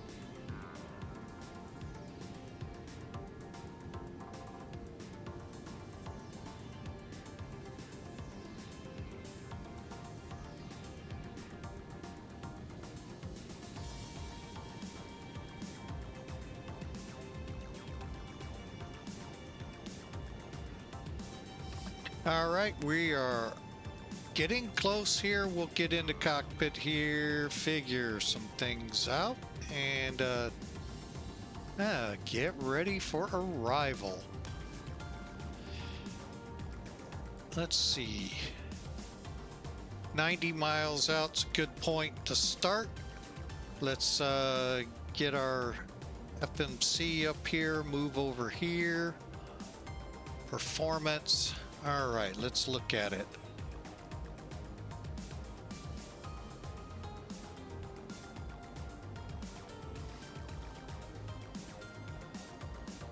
Okay, winds are a lot better now.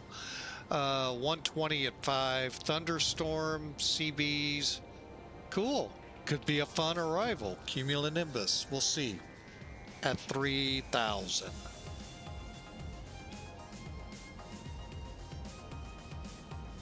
Broken 9,000 thunderstorms. And okay. By the way, what was the time on that? 18, let's see, wait, yeah, 18Z, 14Z. Okay, so we are still different.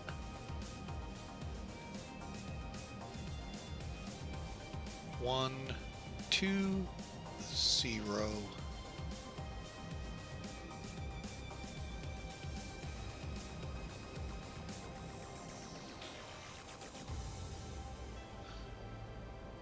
at 5. Enter.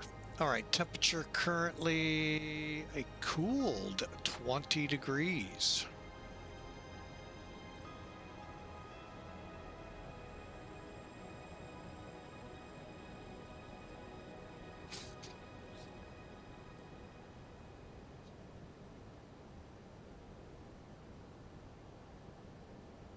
Got a 15,000 foot runway, so yeah.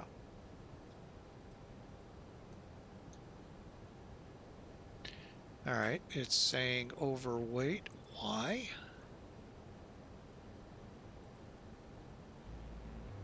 We're at 141.9.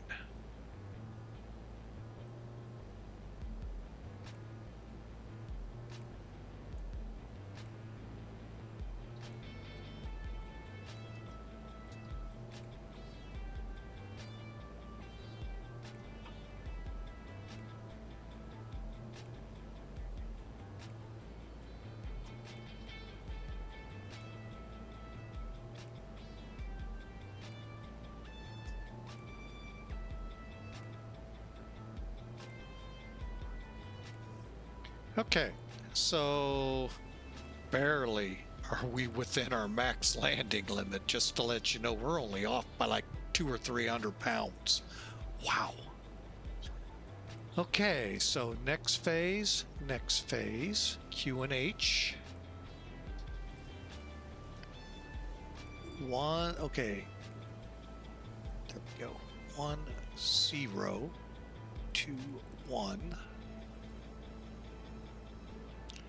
Temperature 20. And we said 1, 2, 0, diagonal 5. Hey.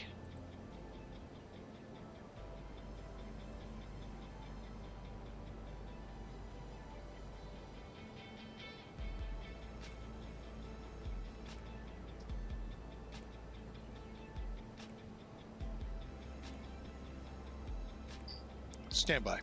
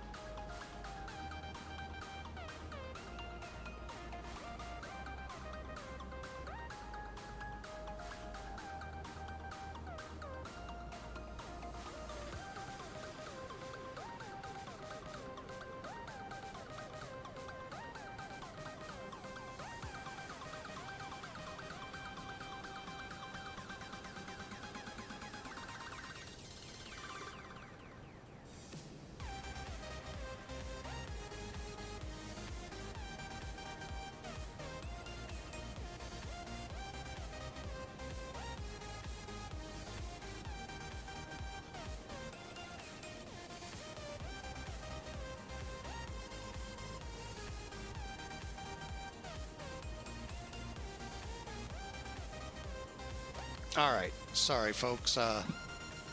Ooh, the sun is starting to get pretty intense. All right, we are about 30 miles out from top of descent. Believe it or not, right below the 40 here, it's a little bit of rain. Now, if I set up a browser for the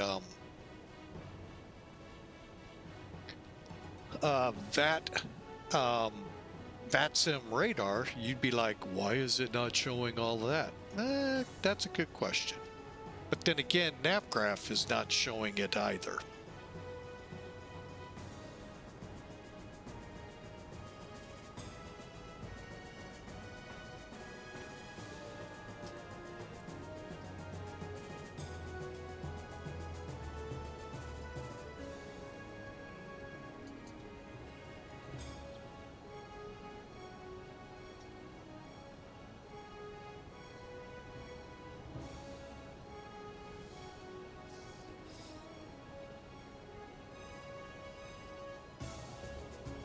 All right, I'm going to go ahead, set us up to MPEP, which is 12 miles out at 8,000 feet.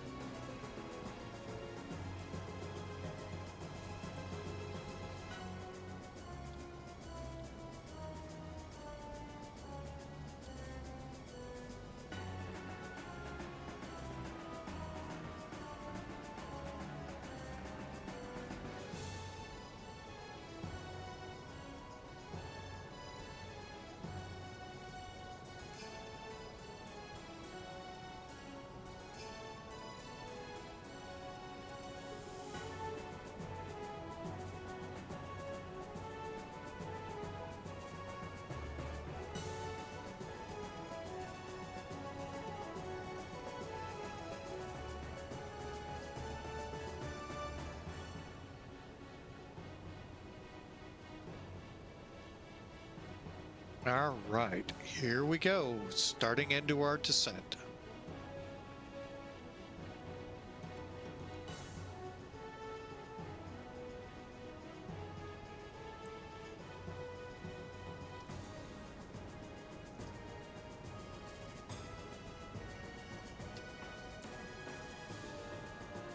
All right, for those curious, here's the charts.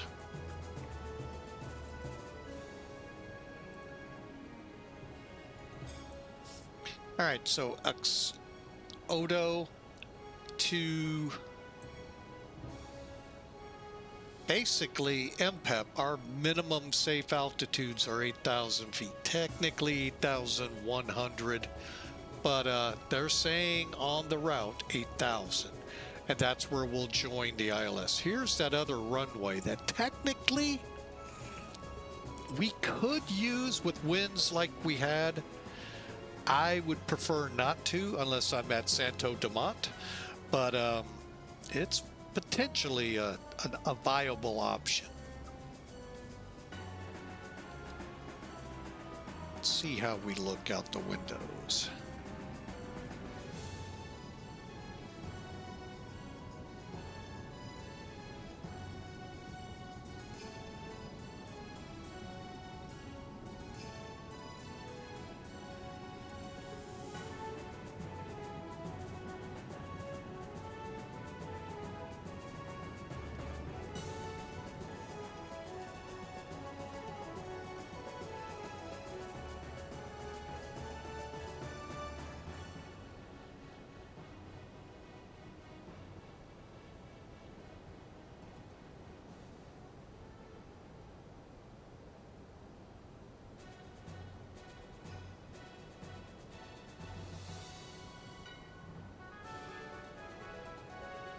All right, just going through the checklist here. Arrival set, performance set, winds.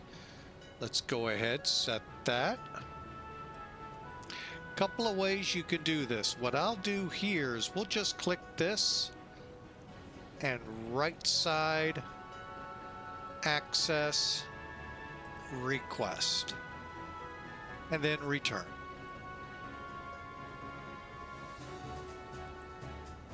Now, I find with Toliss, I don't know what sourcing they use. Zebo uses SimBrief. I don't know about Toliss. I always seem to get wins with Toliss.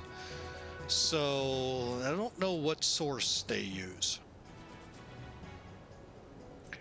But, yeah, we had a little shower go by, but really...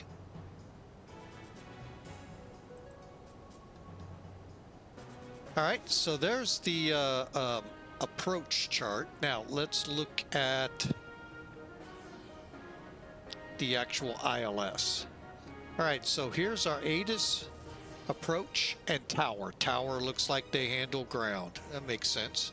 110.3 for the localizer, 256 degrees, 8,000 feet, 8 miles out. So we're talking right here. So we'll come into 8,000 and then get on the ILS. We'll get to the descent altitudes or decision altitudes in a minute. It's 5,500 feet above sea level, folks. So high level operations. Again, we're coming direct. We're not going direct WHV, fly this. We're going direct MPEP. MPEP to 8.8, we're at 8,000 feet, slowing. And from 8.8 to our missed approach point, probably about 700 feet a minute. All right, as promised, here's the minimum 600 meters for RVR, and we're performance C. Are we C or B? C. 5728 or 228 feet above the ground. Keep forgetting, I always want to call it by the index for firefighting, and that is incorrect. It's by approach speed.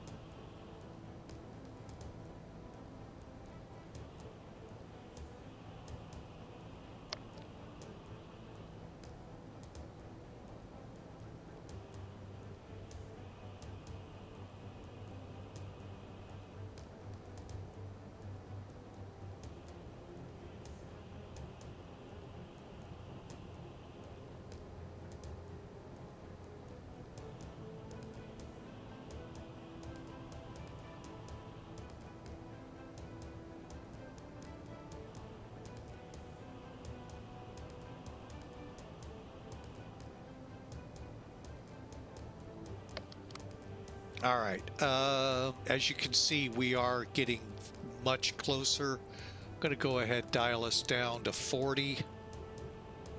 Let me do something here real quick. All right, terrain, you can start to see on the terrain map over there. I've got terrain on the first officer, weather radar on the second. Right now, nothing. Hang on. One of my ideas for the second flight, I want to see.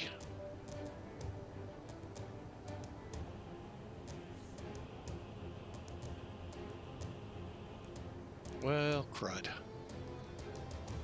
Ooh, geez.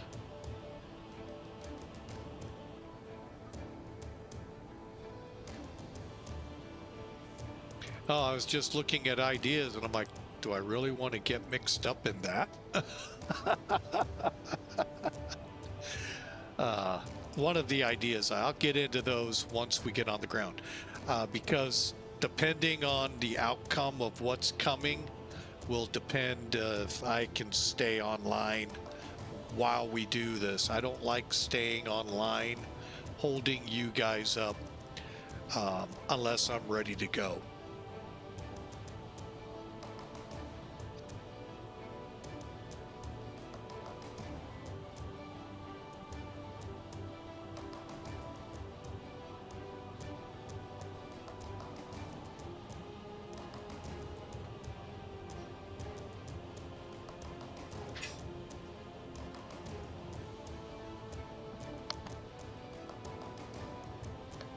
Okay, give me about 5 minutes.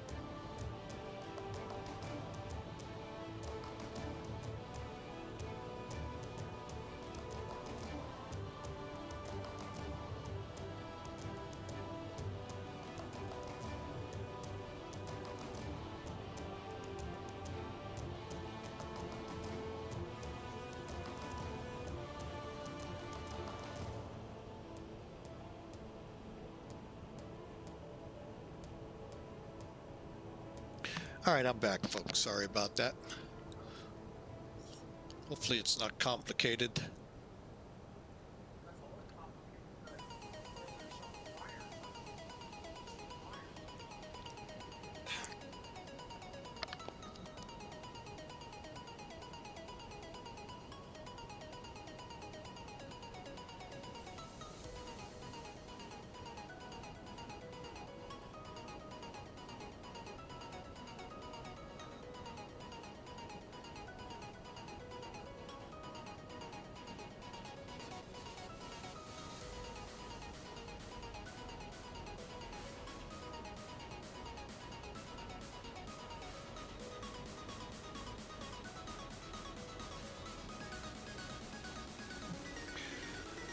You know, it's so funny when they tell you to replace the battery.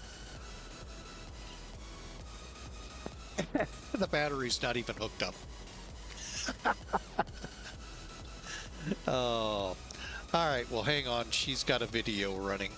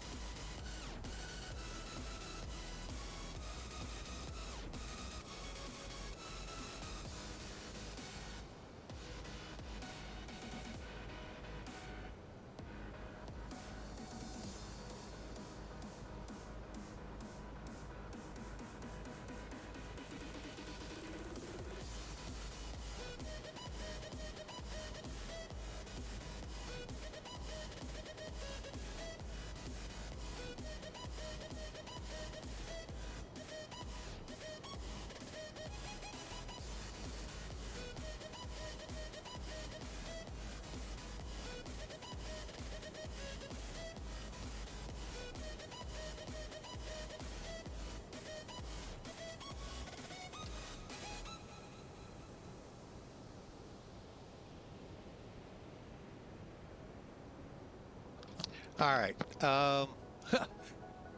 It always looks easy, folks, on a video until you dig into it, because I don't think we have those two wires. Oh, you gotta love it. Anyway, back to the flight. Enough of that. Hey, we're flying into Namibia. Hosea, Kutako International. It's in the capital of Namibia. And it shows us raining here, and it's not on our radar. It's also not on X-Plane, and it's also not... Well, it is showing up on that radar, which really seems to be a good source for weather, just not necessarily in X-Plane's world. Oh, wait. Yeah, there are some cells showing up. Okay, well, we'll see what happens when we get on final. You can see this one out here I'm more concerned with if we're going to see anything. I think our runway is going like this, so we may see it.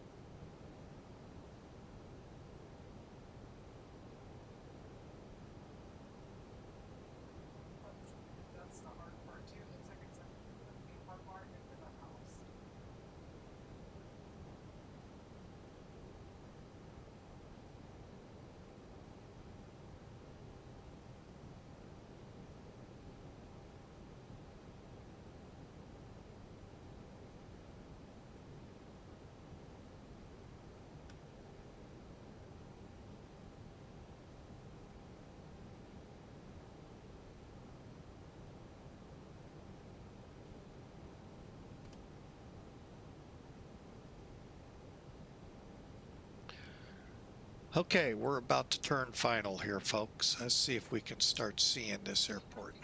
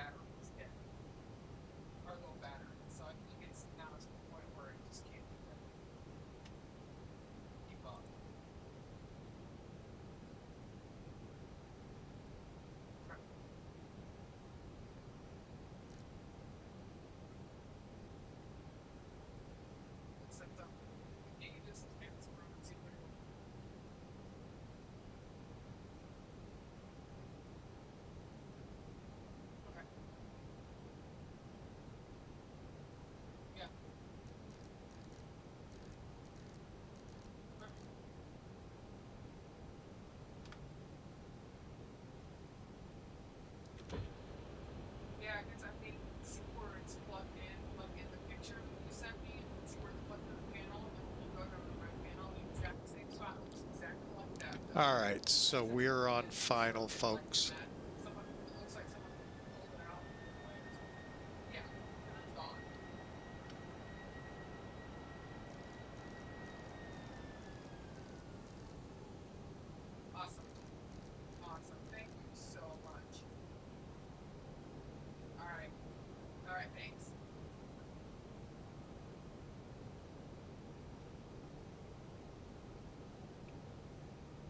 Okay, we're on final.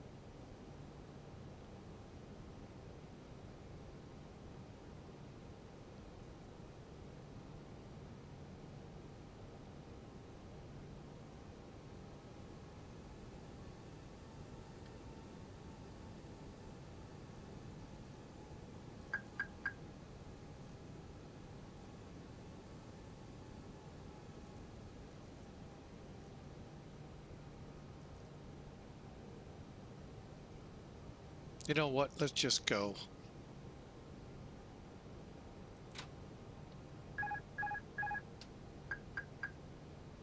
Plane's mine.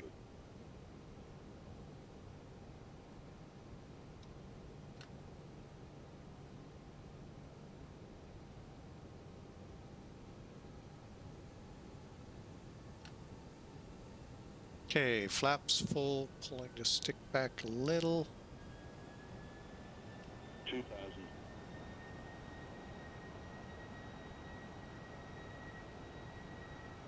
Okay, we're on glide path, cleared to land.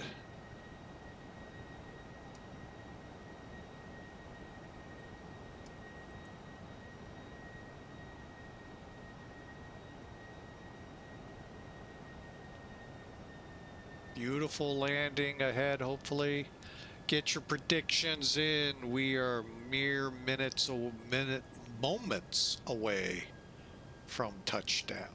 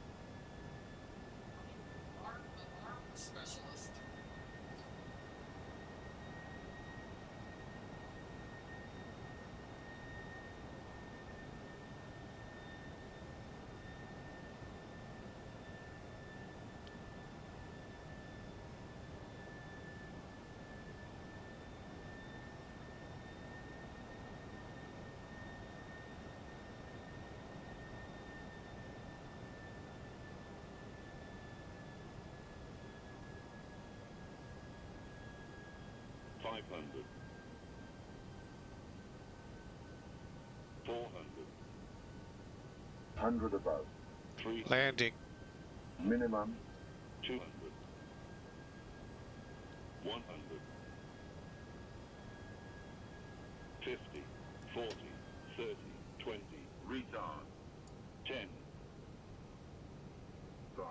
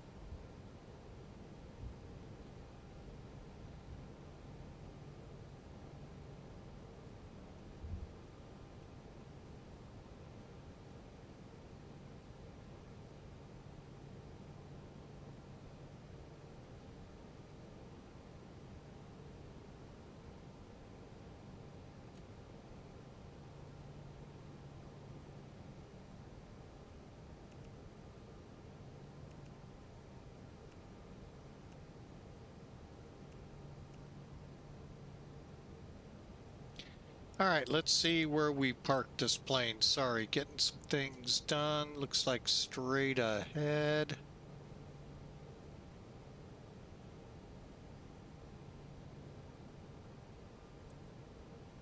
And I don't see anywhere where we would park.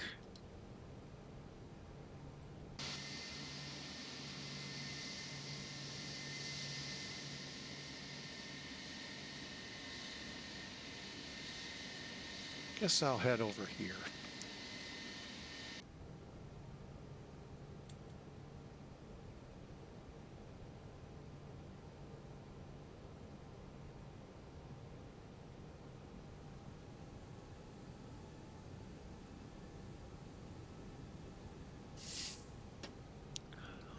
Nice setting sun for the landing. Beautiful, beautiful run.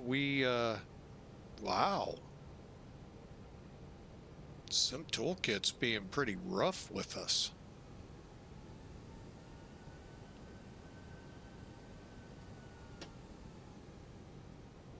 All right, we'll see what the airline got us at here in a minute.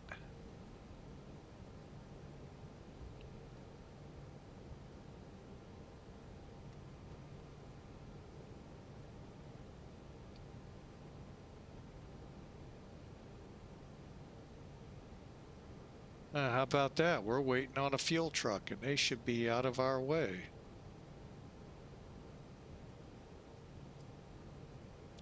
Gotta love the artificial vehicles.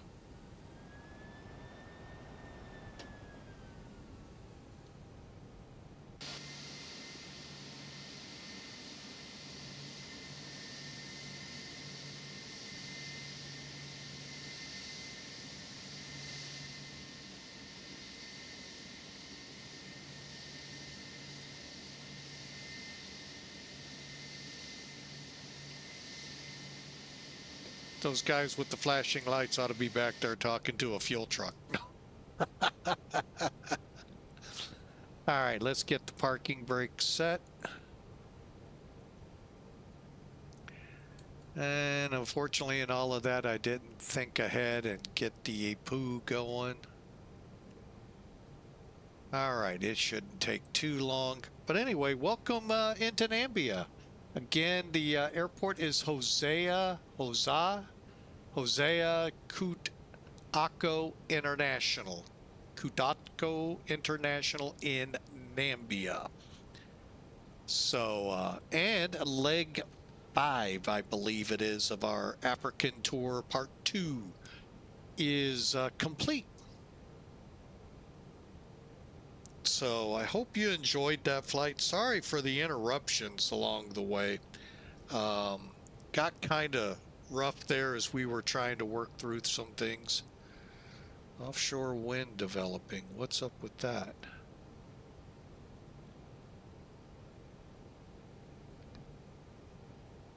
Hang on.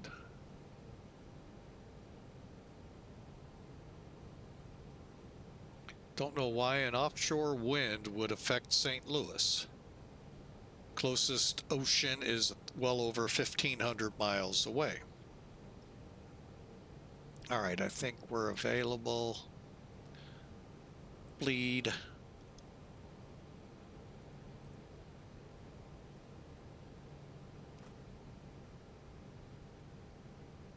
Radar's off, PWS is off. And I'm going to go ahead and shut number 2 down.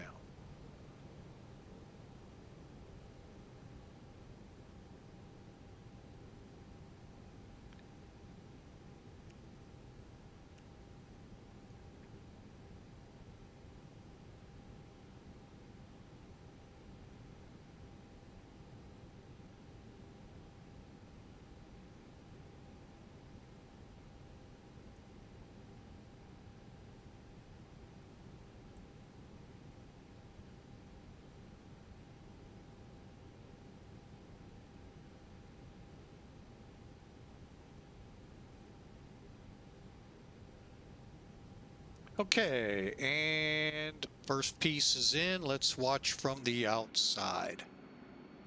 Real quick. Like I said, I don't know how they park here.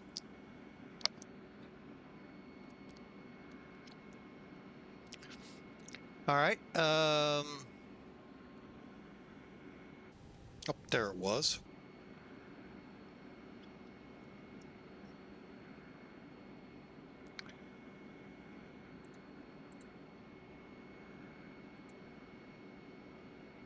PIREP has been filed. All right.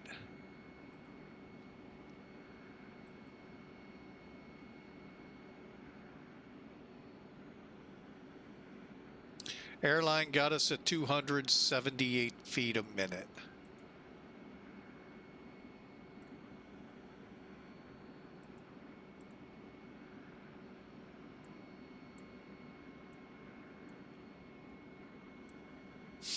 All right.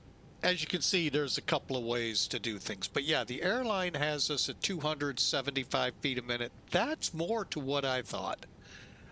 Just for those curious what my thoughts were on it. All right. Let's see here. As it starts to continue to kind of drizzle here.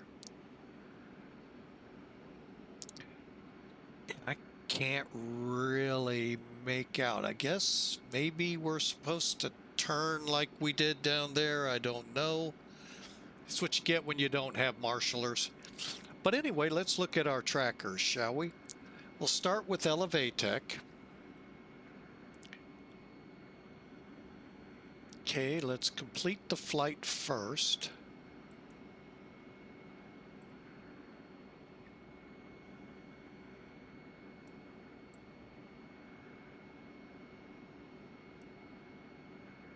All right, so we left MUVAL. Actually, that's not the name of the town. And we landed here. And according to Elevatech and the airline, we were in the 275, 280 range. Not bad. 158 knots. That we should have been a lot slower. 1.3 Gs. Not overly concerned. See if this shows us. I see. So yeah, we should have made the turn. Okay, well, oh well.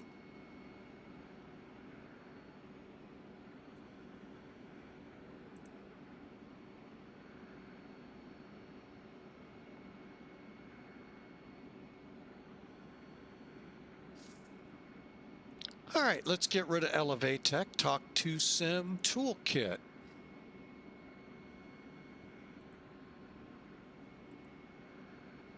Like I said, 412. Boy, sometimes, oops, wrong one. They can be really rough with the data refs, and I don't know which one they used, but boy, do they get rough on us. Again, there's the route details. They're going to be just like you're used to, but I'll show you why we make this the official scorekeeper. 2 hours, 18 minutes at 790 miles. Supposed to be 900. How we lose 200 miles in this, I don't. Actually, about 100. I don't know, but we burned 5,750 kilos of fuel, landed at 1.6412, and still very fast. All right, but this is why we use it. 2,400 feet down the runway. That's the float because of the fast landing, 4 feet off the center. Folks, that's in anyone's book a good landing. Let's see what's up here. Ah, here we go. There's one aimed in that way. Oh, I bet they turn out. That's weird. So, but anyway, here's all of the details I like to get into the weeds to learn what I did wrong. Fast landings will always be a little on the rough side. 412. Again, I don't know which one to go by on this, but 1.6 Gs, 157. I'm getting the feeling, I get it. I was too fast. All right, well, folks, for our YouTube crowd, we're going to go ahead and close out. Twitch, hang on. We are going to try to put a second flight in the air. So bear with me a second as we get closed out of here from our YouTube friends, get them on their way, and we'll get another flight up in the air here shortly. As soon as we figure out what we want to fly. So again, feel free to put in your request in the chat room here on Twitch. We're trying to keep it within 300 miles, but we'll see. So for YouTube, thank you so much for joining us. It's been a fun time. God bless you all. We'll see you on our next flight, which should be Monday for sure, maybe a Sunday flight. See you then. Have a great weekend. God bless.